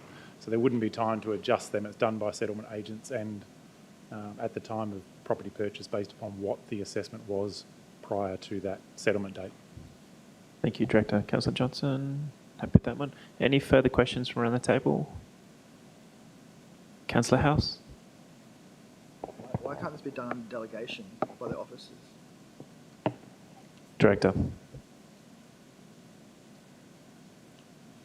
As explained in the summary statement of the report, it's an A use, which isn't permitted under delegation under our delegations. Thank you, Director. Just to Councillor Howes? confirm, hasn't this already been recently approved as an A use, and they're amending the predominant use? Is that just, can you clarify that? Director. Yes, through you, Mr Deputy Mayor. Because it is still requiring advertising due to the nature of the changes proposed to the conditions, it requires re-advertising, and therefore is an advertised use which requires council decision. It's not delegated. Thank you, Director. Any further questions from around the table? Nil. With that, we'll move on to the next item. That is item 14.7.2, Scheme Amendment number 2 to Local Planning Scheme number 2, Short-Term Rental Accommodation. Before we begin, as we have had indication of questions from councillors, Director, is any additional information you'd like to offer beforehand? No. Neil, thank you. We'll go straight to yourself then, Councillor Donald. Thank you. How many STRA, or commonly known as Airbnb houses or units, are currently registered within the city? Director? Yeah, through you, Mr Deputy Mayor. I think provided this morning in the responses was the advice that there are 154 registered with the Department of Energy, Mines, Industry Regulation and Safety. And of those, 90 are unhosted, which under the changes would be the ones that require approval by the city, with hosted being a permitted use. Thank you, Director. Councillor Donald? I'll just go off tangent. Can someone register their property here without going through the city? Can you register it elsewhere? Director? Yes, through you, Mr Deputy Mayor. The registration process is with the state. It's only the unhosted ones that would require a development application approval by the city. But all of them require registration with the state. Thank you, Director. Councillor Donald? Supplementary. What are we doing to ensure all STRA or Airbnb become registered? Director? Through you, Mr Deputy Mayor. It isn't the city that registers these. The responsibility is with the State Department. So registration is their process. We only have responsibility for development application approval for unhosted. What we would be doing for that compliance aspect, not registration, but land use permissibility, is our normal review of when people apply, or whether we particularly prioritise where there's complaints possibly. That's often how we prioritise which ones we would ensure are compliant. Councillor Donald? Supplementary to that response. So it is no benefit to us to follow up that people aren't registered. It's the state government, it's their job. Director? Through you, Deputy Mayor, yes, it's the state that does the registration. Councillor Donald? There's no incentive then for us to do anything in regard to it. Yeah, we're short of staff as it is. Thank you, Councillor Donald. My apologies for interrupting. Director? That's all right. Yeah, through you, Mr Deputy Mayor. Yeah, that's essentially is the city's compliance doesn't change. It's the things that we under our scheme are required to assess. If they come in, we assess them. So apart from the small application fee, it's a general land use as we do. We're just tidying up the terminology to be consistent with the state's changes to process that clarify what do and don't require approval, what is permitted. They've changed the regs to essentially state that even where there is inconsistency, they'll be requiring and applying that terminology. So we're just looking to synergise and align and be a bit clearer through our scheme as to what we need to see and what we don't. Thank you, Director. Councillor Donald? Thank you. Yeah, we've had, in my opinion, not that many come through us for approval. Really, they're dribs and drabs. Yeah, one here, two there. And yet, I think that, as you say, number-wise, there's a lot in this city, and I'm just amazed that the government wants something done about it, but well, it doesn't appear to be enforcing. But my question is, Some people think, why should I register my premises? What penalties are there for failing to register their business? Thank you, Councillor Donald. Director. Yeah, through you, Mr Deputy Mayor. So there are penalties. The state is looking to increasingly enforce and require this as they've introduced them. The penalties are $20,000 for an individual, or up to $20,000, and up to $100,000 for a corporation that, particularly obviously based on the severity of which they deceive in their application. So when they apply to the state for registration, if they don't provide accurate information or particularly don't register, they can be prosecuted by the state. And last one thing. Councillor Donald. How much does a STRA application with the city cost? Director.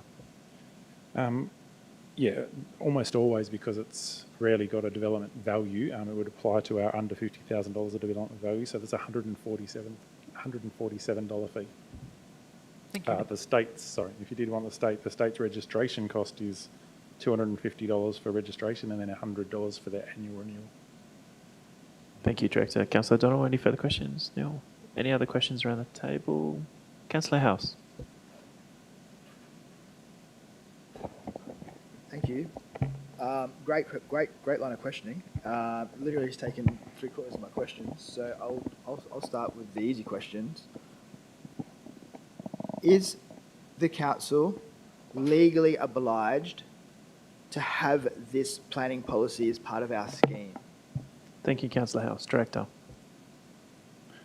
No, not legally. However, the regulations have changed to state that the state will apply the terminology as they've determined and will disregard any inconsistency with the scheme. Thank you, Director. Councillor House.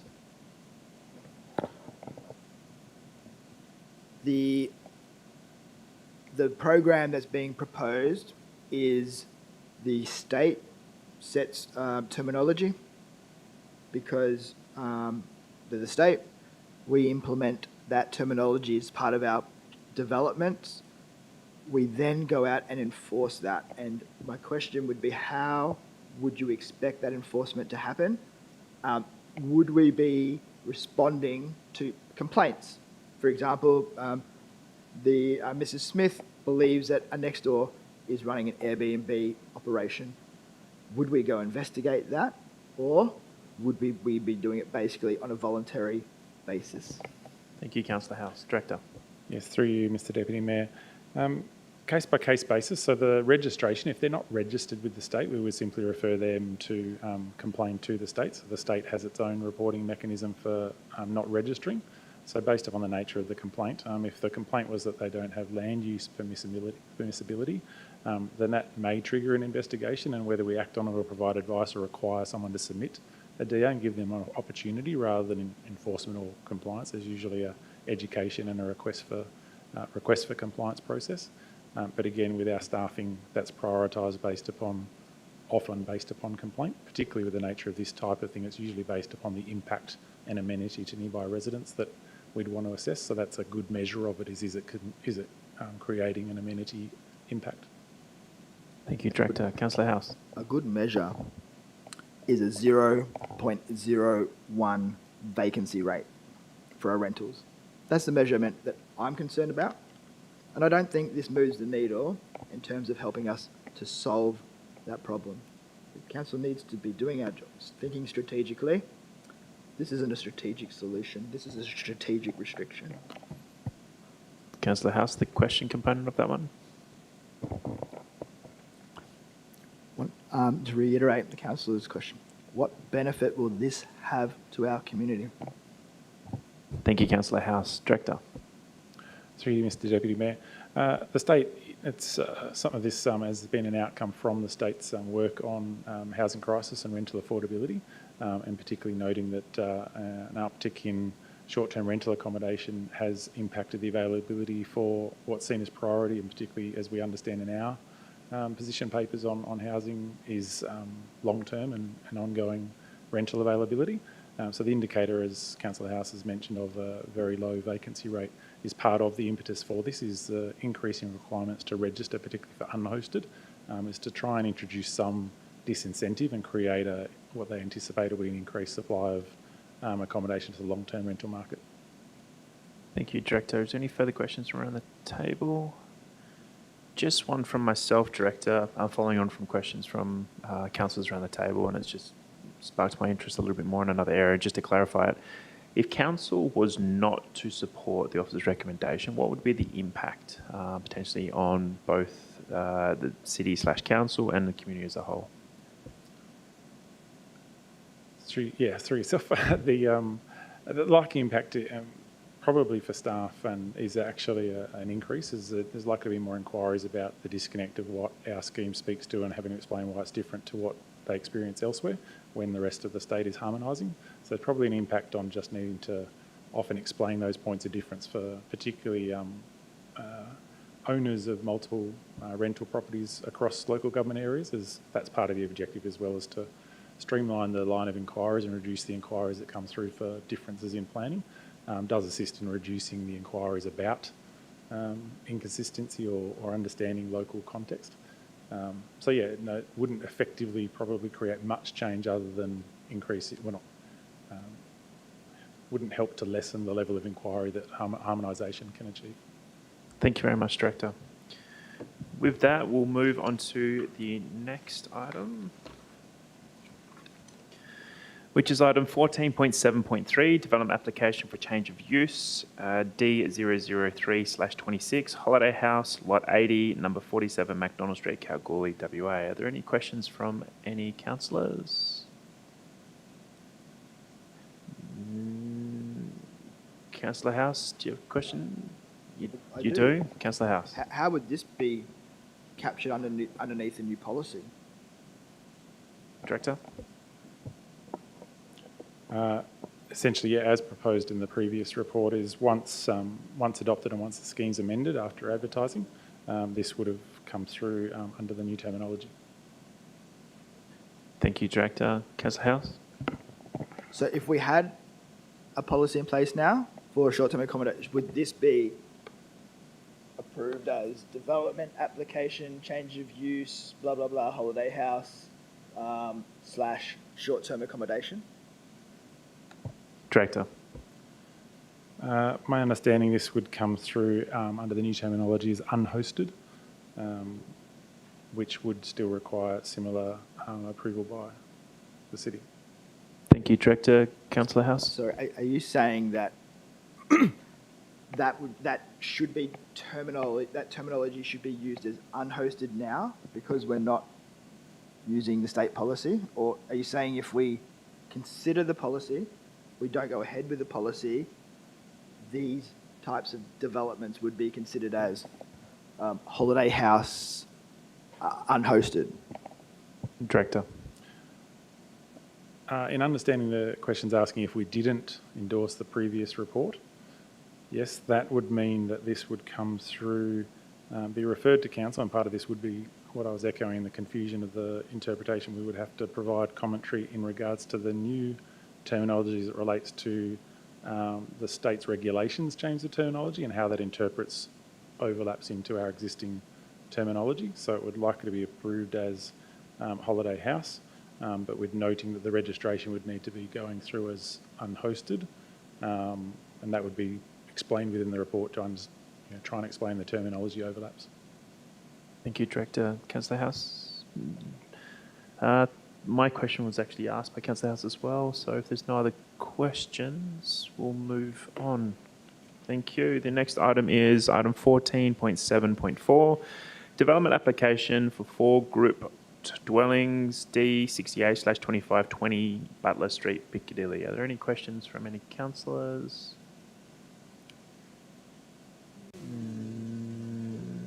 Nil on this item. We'll move on to the next item then. The next item is item 14.7.5, a development application for a home business, D022/26 at 1 Matthews Way, Somerville. Is there any... Thank you very much. We have an indication of a question. Director, is there any additional information you'd like to provide before questions? No. No, thank you. We'll go straight to yourself then, Councillor O'Donnell. Page 150, under public consultation and method. Owner occupiers within a 100-metre radius to be notified. how are these owner-occupiers notified? Director. Through you, Mr Deputy Mayor, by letter. Councillor O'Donnell. Thank you. Does the applicant actually go around placing him in the letterboxes? The reason why I ask that is I actually went out today and did my due diligence. I was just curious. And first house across, they said yes, they got one in the letterbox, a note. I went to a house in another street, but within 100 metres, and it was no, but they're going to double check with the husband. So I was just curious then if, yeah, and are we being stringent? Like 100 metres, that's a few streets back. So the question is... So my question is, does the owner occupier just ticks the box that I've notified? What do we at the council get given by the applicant to say what they've done? Thank you, Councillor O'Donnell. Director. Yeah, I can't comment as to how we can make sure people read the notifications, but they do get to every mailbox within the radius that's drawn up. So we use our mapping software and have measurement tools in that identifies all the addresses that are notified. But yes, can't comment as to whether people within the household do read them, but that invites them to make a submission. Thank you, Director. The second part of Councillor O'Donnell's question, I believe, was in regards to is 100 metres enough or an appropriate amount of distance? Is that correct, Councillor O'Donnell? Thank you. Director. Yes, through you, Mr Deputy Mayor. It is within the requirements of Clause 64 of the Planning and Development Local Planning Scheme regs. That's how we determine the distance to notify. Thank you, Director. Councillor O'Donnell. Thank you very much. Councillor House. Does the report list those properties that fall into that 100-metre target range or scope? Thank you, Councillor House. Director. Through you, Mr Deputy Mayor. No, the report only notifies if there were any submissions received. Thank you, Director. Councillor House. Can I just, I guess, add some nuance to the debate or the conversation? Form of a question? You certainly can, Councillor House. The question is, can you help me form this into a question? Because I'm trying to right now in my head at the same time, and I can't. My question here is, how do we capture what the councillor is trying to articulate, which is, if somebody was to ask him, who did you consult with? And the honest at hand, on the heart answer is 100 metres. And that's really hard to describe to somebody, but it would a lot be easier if I could refer to the report to say, there's a map that has a highlighted area to say those people were included. And it would save Councillor Donald walking around with a tape measure at 10 o'clock at night, measuring from property to property. Thanks, Councillor House. I think the question you're looking for, and correct me if I'm incorrect, is there capacity director to provide some additional information, including potentially a visual representation of the areas which are scoped as part of the advertising period? Would that capture that, Councillor House? Thank you. Director? Through you, Mr Deputy Mayor. If Council considers that some useful information, it could be a bit of extra work just to produce an image that could be inserted into the consultation part of the report. Thank you very much, Director. Are there any further questions from around the table? Councillor Walker-Dunstan.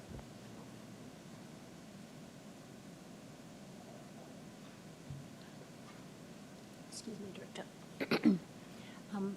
In regards to this application, I've read through it and it said that it's a conversion of a playroom or outdoor area. Is there facilities, if people are going there to have massages, etc., is there facilities for them to be changed, and if they needed to use a toilet, etc.? I couldn't find that. Thank you. Councillor. Director. Through you, Mr Deputy Mayor, I understand it's a repurpose of a games room as defined on their plans. I can't recall if the report does detail if there's provision for but I don't think so. I think it's only contained, the approval is only contained for that room. So it would be for the arrival, as you would go to a physiotherapist, is you receive the remedial massage and go home and shower elsewhere. Thank you, Director. Councillor, any further questions?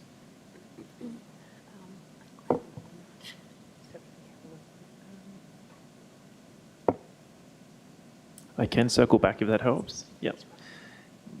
Councillor Della. I did just have one to probably round out what Councillor O'Donnell was asking before, and that was he was articulating that how do we know that the proponent in this space has done the due diligence? It's actually, as far as notifying the neighbours, it's actually our officers that do that work, not, is that correct? Not the owner or the proponent? Yes, sorry, I thought that would, would be understood. Yeah, so it's us that notifies requesting submissions. Thank you, Director. Councillor O'Donnell. I'm gobsmacked. You mean somebody puts in this application and then our foot soldiers go out knocking on or dropping off letters all over the place? Director. I will take that on notice and get a clearer response. I'm Thank not you, sure Director. They go out on foot and deliver them. Councillor O'Donnell, further question? Thank you. And again, how much does this cost the applicant? Because I'd just be curious. I reckon you're going to say to me about $150, $200. Meanwhile, we're sending out all our troops. So I was just curious, how much? Thank you, Councillor O'Donnell. I'll join that in on the response taken on notice. Thank you very much. O'Donnell? And apologies, Mr Mayor. I didn't make it frivolous, but I just couldn't believe it. Yeah, sorry. Thank you, Councillor O'Donnell. Any further questions from around the table? Neil, thank you very much. We'll move on to the next item.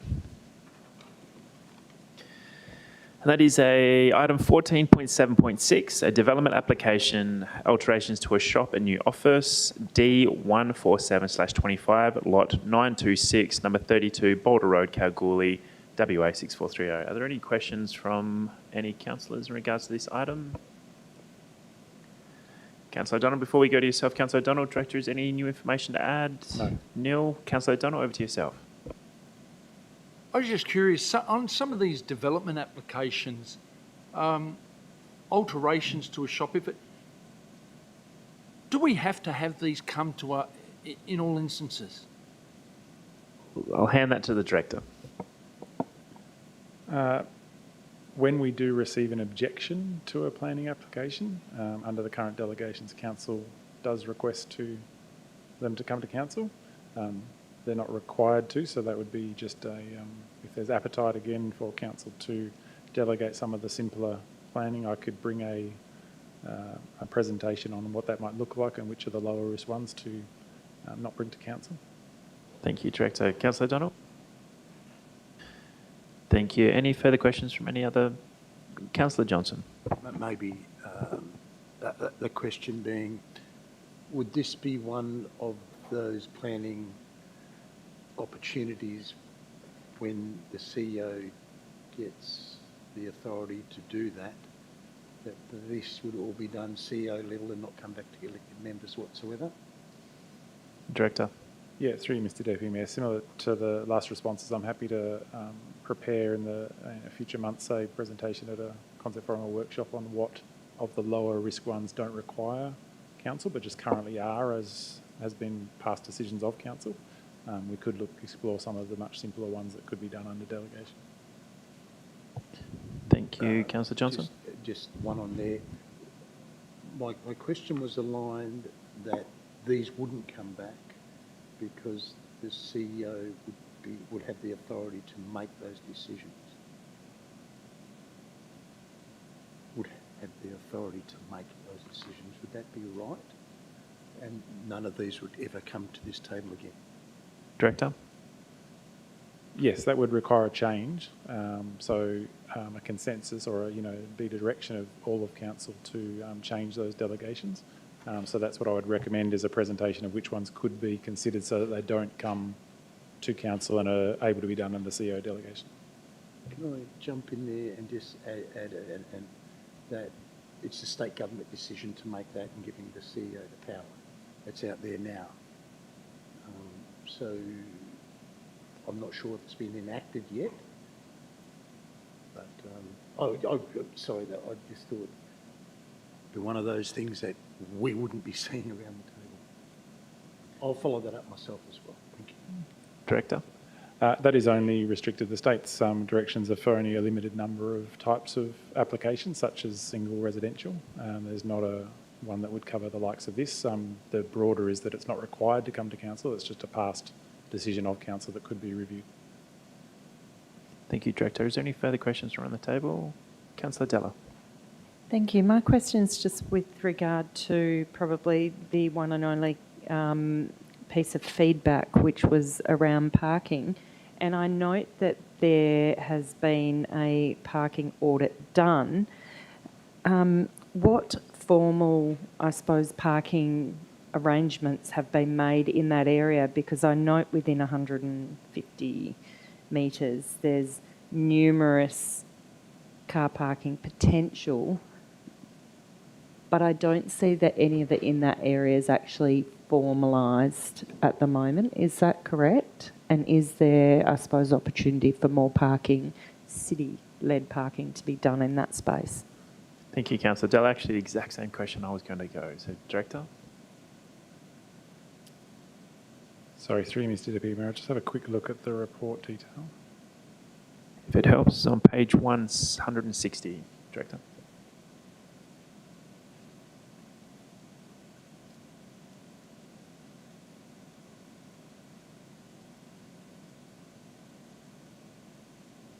Yeah, I might take that one on notice, just to be clear. Thank you, Director. Any further questions, Councillor Della?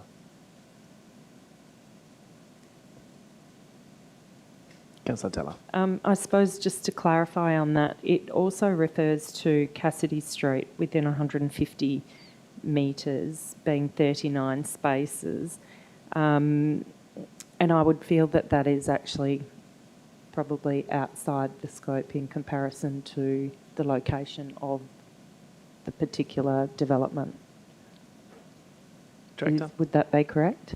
150 metres, yeah, would be within a distance that we would do in a traffic impact for walkability. And again, it's part of particularly in the special control area to encourage both the retention of building and built form and look to supply on street is one of the considerations we do look at in the concessions. And yeah, so Cassidy's probably is just at that outside of the what we would consider as available parking within a walkable distance, particularly in a CBD context. Thank you, Director. Councillor Della? It's just that that has been captured in that space, so probably 39 spaces there that are not attributed to this particular development. But more importantly, what sort of work have we done as an overlay to ensure that we have capacity for parking in that area moving forward? Thank you, Councillor Della. Director? Yeah, I can add that in the explanation of the last question on notice, but essentially that's the provision that's indicated on those streets as to what the average of vacant bays was within a walkable catchment for that location. But yeah, I can clarify that further. Thank you, Director. Any further questions? I do have just one. Most of mine have been asked, but the last one I've got is, Director, I find it strange that when we seek feedback from neighbours, we'll only go to 100 metres, yet we're going to include a street parking analysis that's up to 150 metres. Is there a reason why there's a difference between the two of those? Yes, particularly the parking is looking at just walkability from parking, low impact, low noise. Our general notification is particularly focused on the many impacts, particularly with noise and the overall development potential on site. So things like view protection or overshadowing, or it's kind of much more of an immediate radius for the general planning considerations, whereas walkability wouldn't normally be a high impact on a bigger radius. Thank you very much, Director. I did say we'll circle back to yourself. Councillor Walker-Dunstan, you're fine? Wonderful. If there's no... Oh, sorry, Councillor House, right on the buzzer. Just microphone, Councillor House. Sorry about that. The car parking. I'm just wanting to confirm we're asking for additional, or we're asking for on-street car parking as part of this proposal? I'm just a little bit confused on the parking configuration. Thanks, Councillor House. Director?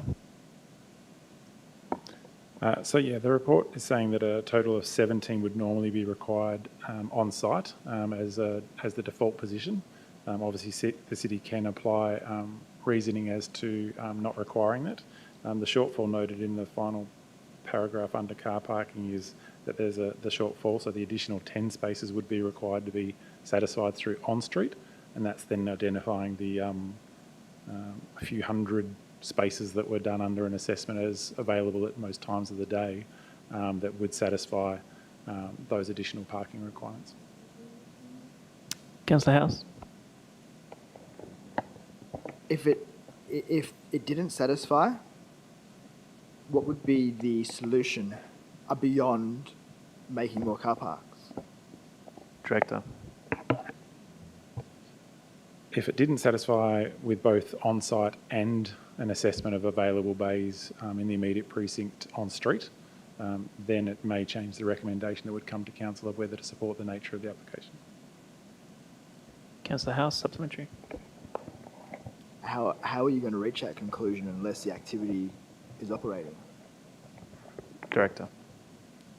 Based upon the planning guidelines that we follow under the design guidelines and what's required and the estimates provided for parking that within those guidelines, which are outlined as would have been 17 days, and then assessing whether the shortfall is reasonable through on-street.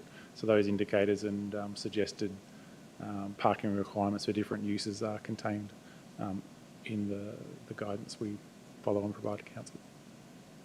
Thank you, Director. No further questions? Thank you very much. We'll move on to item 14.7.7, which is the Christmas decorations procurement.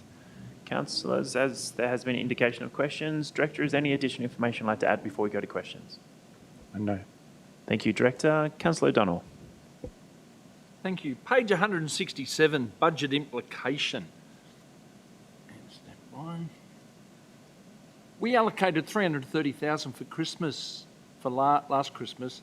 Now we want $400,000 for next year, going out to a third party to do it all. Do you believe that we're going to be getting more bang for our buck and better value in outsourcing this? Has your department ascertained? Thank you, Councillor O'Donnell. Director. Yeah, through you, Mr Deputy Mayor. So the allocation for Christmas decorations in 25-26 was for contractors to install and erect the city's existing decorations, as well as the purchase of some new assets, particularly one large new one, which was the Christmas loader. The 2026-27 budget request is a larger scope. We would have been having a significant budget because an audit of all of our Christmas decorations indicated a lot more would require replacing. So every year there's a capex kind of amount for the purchase that varies depending on how many are degraded or needing replacing or new acquisitions we are seeking to do. But the installation fee is fairly constant across years. And looking to combine those, so getting away from the purchase of our own installations is believed to provide a better outcome for the city and better bang for buck, as was put. So yeah, the installation of decorations at key city facilities. Officers have accounted for the full cost of delivery, including the hire fees, installation and associated overheads of any successful contracting company. Hiring has been identified as a preferred approach for future Christmas decorations, as it enables the city to present contemporary and refreshed installations each year, while avoiding the long-term costs associated with storage, asset renewal obligations, owning the different, or trying to refresh our seasonal assets would provide a much more frequent changing theming and look for the city able to be achieved annually. So we do see that it probably will provide more interest, more new decorations and a much more refreshed supply each year than buying and procuring, and is a reasonable increase that we probably would have been facing, if not more, to refresh all of our Christmas decorations that are considered now degraded after not replacing many of them in the last number of years. Thank you, Director. Councillor O'Donnell. Thank you. Out of that, I can say the asset management team will be very happy. One less area they have to worry about. Now, with the 400,000, is there anything that they've said they will not do for the Christmas? So as an example, we got the big Christmas tree. Do they supply everything, or do we still put up the trees? We still put up lights and things like that? Director? Through you, Mr Deputy Mayor. The intention is that other than a few decorations in some of our actual city buildings, so internally or as part of our more open and operating businesses where we want the customer kind of basis, these are for our major public installations and out the front of some of those buildings. But otherwise, yes, all of them are intended. We'll obviously look to, there might be a couple, like we've obviously just acquired the Christmas loader, so we'd probably look to put that out ourselves. But as far as any new and anything we would have had to replace, at all of those locations listed in the report is the intention they would be provided in full under the hire contract. Thank you, Director. Councillor O'Donnell?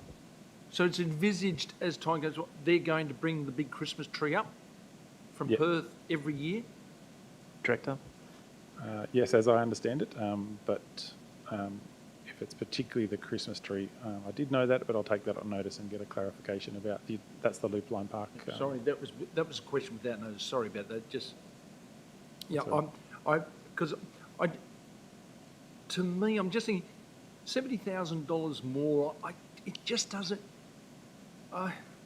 If it sounds too good to be true, it might be. I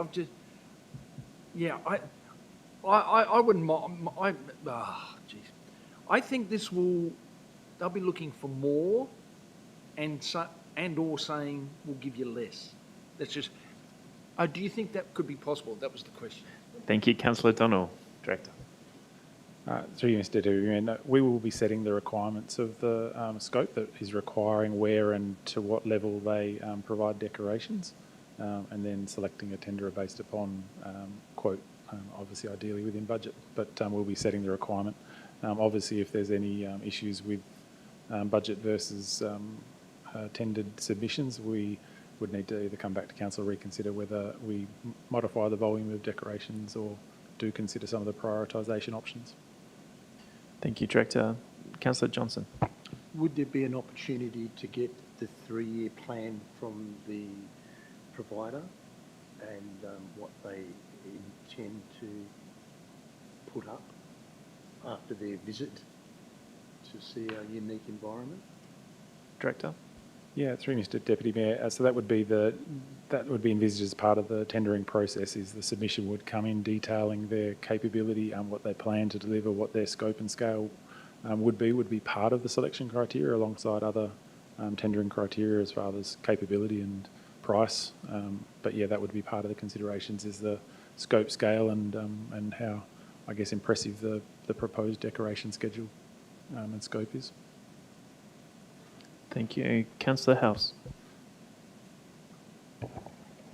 Thank you. My question is, have we considered the cost of the positive or negative cost impact to our operations if we're now choosing to contract out this service?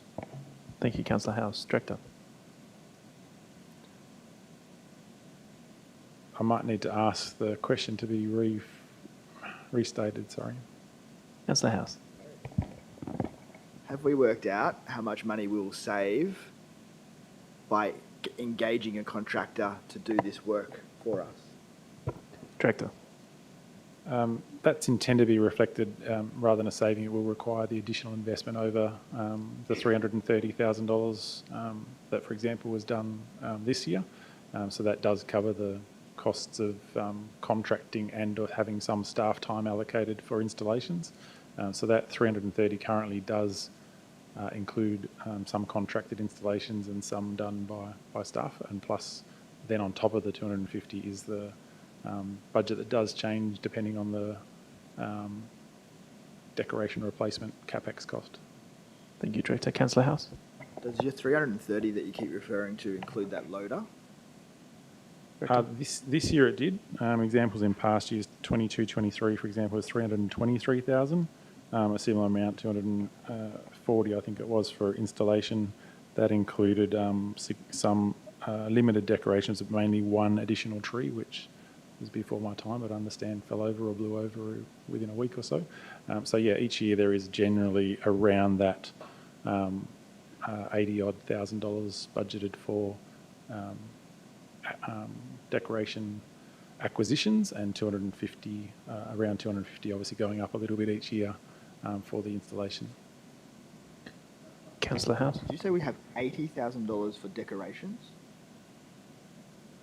We did this year, yeah, that was to... $80,000 for decoration, and I didn't see one banner. I did not see one street banner. Can you explain that?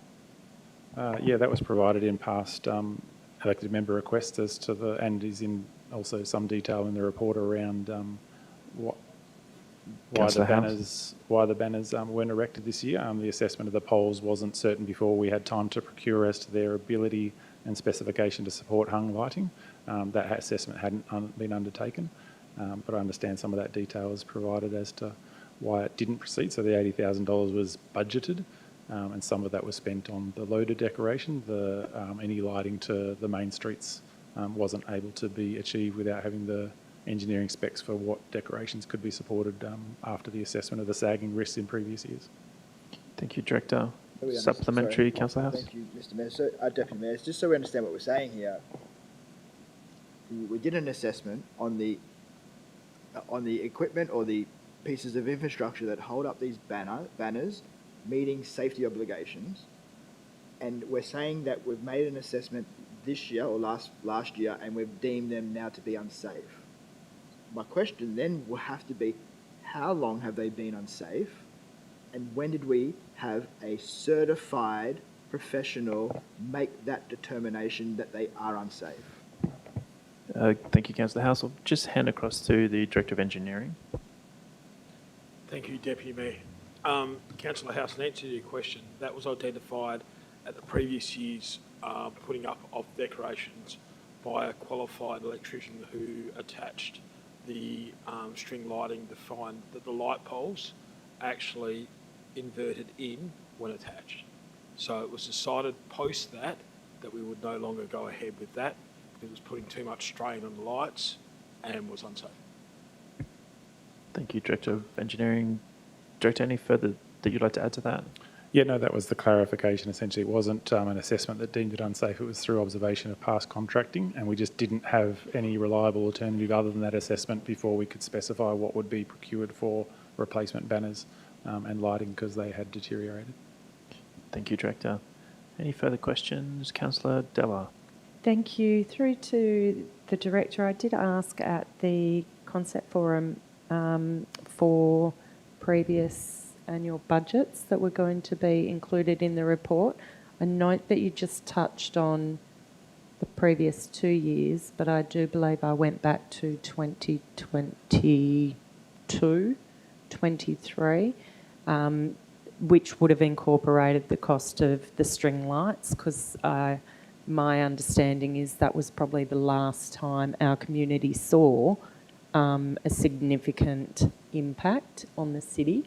So understanding the cost of putting those decorations up is important to understand whether we're going to get in our 400,000, what we're going to get in that. Director?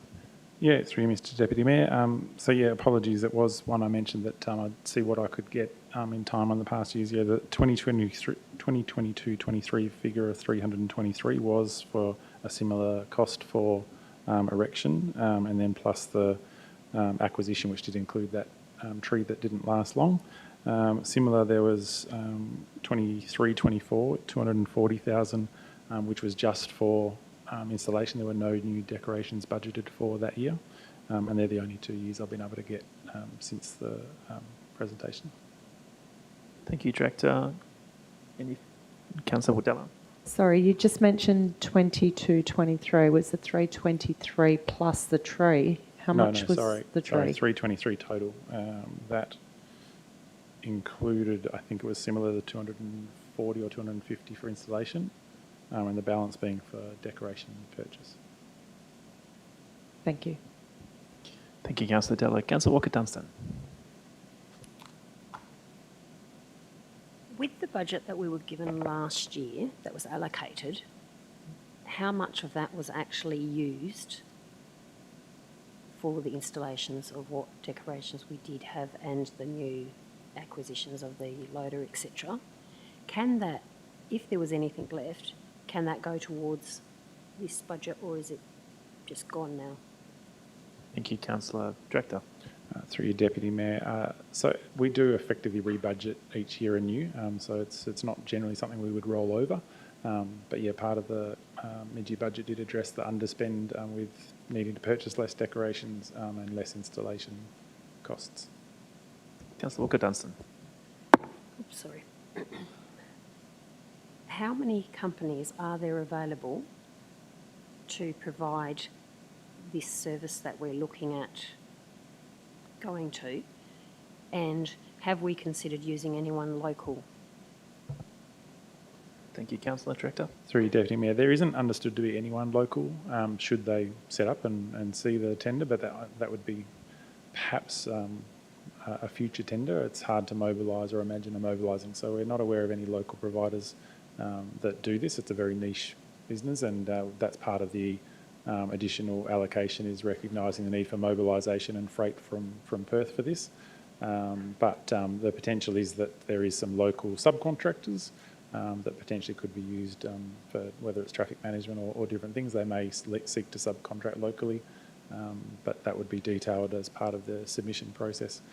I think the other part of the question was, are there many providers? There are in Perth. There's a number, and we would be looking to obviously notify them of the availability of the tender and seek submissions. Part of why this is coming up today is similar for that pre-commitment, so we can go to procurement in advance of budget to allow us that time to commence the procurement process, knowing that there's not the likelihood of any change to council approving budget. That would provide enough time that we probably require to ready supplier and the hirer to acquire any additional stock they might need to meet their delivery to us. But it also provides a little bit of buffer in the very unlikely situation that we don't get any interested parties, and provide an opportunity for procurement instead. Thank you, Director. Councillor Walker-Dunstan. Any other questions of councillors? Councillor Johnson. Yeah, just a very quick one. Hannon Street being main roads, what's the discussion with main roads? Do we need to give them, they need to play in the same sandpit? Their advice to us, I'm really surprised that string lighting lasted as long as it did if it was bowing in.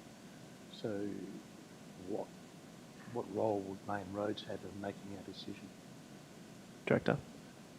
Through your Deputy Mayor, I'll let the Director of Engineering add if there is, but essentially as it is a main road, that's part of why I guess the cost is so much. The traffic management requirements on a main road are significantly higher, and I'm not sure if there's anything additional as far as our requirement to notify main roads of those closures, but certainly it does add to the cost. Director of Engineering. Thank you, Councillor Johnson. We will have to notify main roads of anything that we do within the median strip or even on the verge, any effect, but it is more, the cost for main roads is more around the traffic management, and the traffic management required on that main road being quite expensive.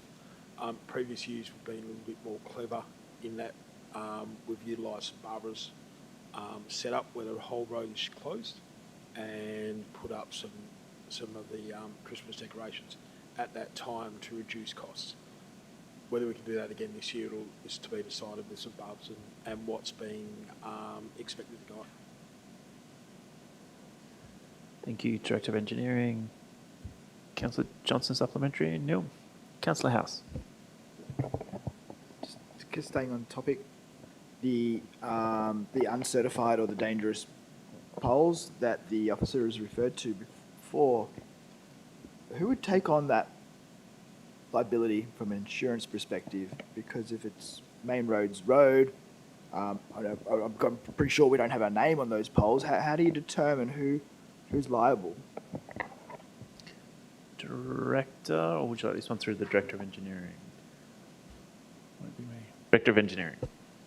Thank you. I'll take that one on notice, Councillor Hulse, and get back to you on it. Thank you, Director. Any further questions from around the table? Just a few from myself. Are we expecting to have lighting in some format in both CBDs? And if so, is that lighting cost included within the anticipated $400,000 allocation? Yes, it is anticipated that that provision includes lit decorations in the main streets. Wonderful, thank you. The second one I have is, will the tender agreement contain a mechanism for council or the city to terminate an agreement if there's underperformance of delivery of expectations?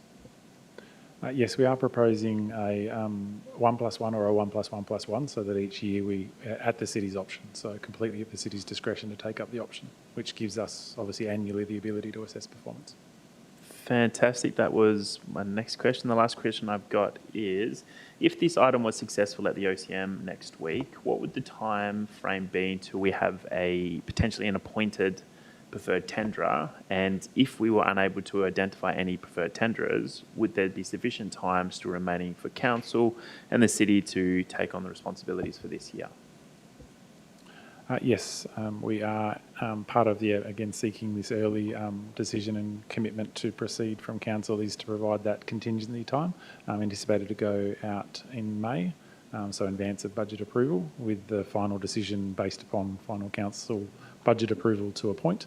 And again, if we don't secure a suitable provider, then providing us advance time to look at what I'll be asking the staff to spend some time on, which is the preliminary works on that plan B for procurement or purchase if we need to go down that route. Fantastic. Thank you very much, Director. One final call for questions. Neil, thank you, Director. Thank you.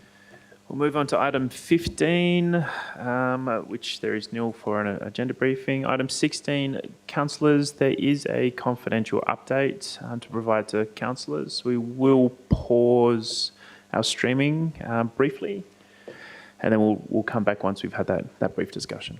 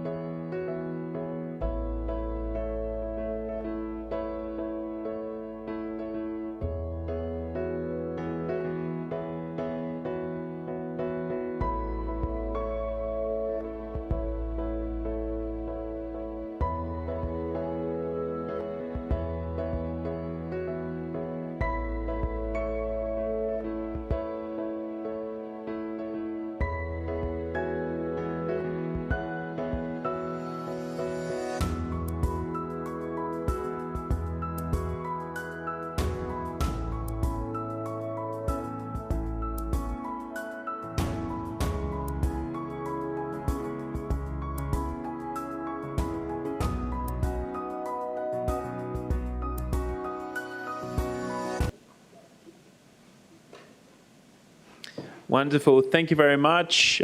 Councillors did briefly discuss a matter that did pop up. With that, we'll move on to item 17, and the next meeting will be held on the 20th of April 2026 at 6 p.m. here at the Kalgoorlie Town Hall, and that is the ordinary council meeting. With that, we'll close the meeting for tonight at 8:49, and we look forward to seeing everyone at the next meeting. Thank you.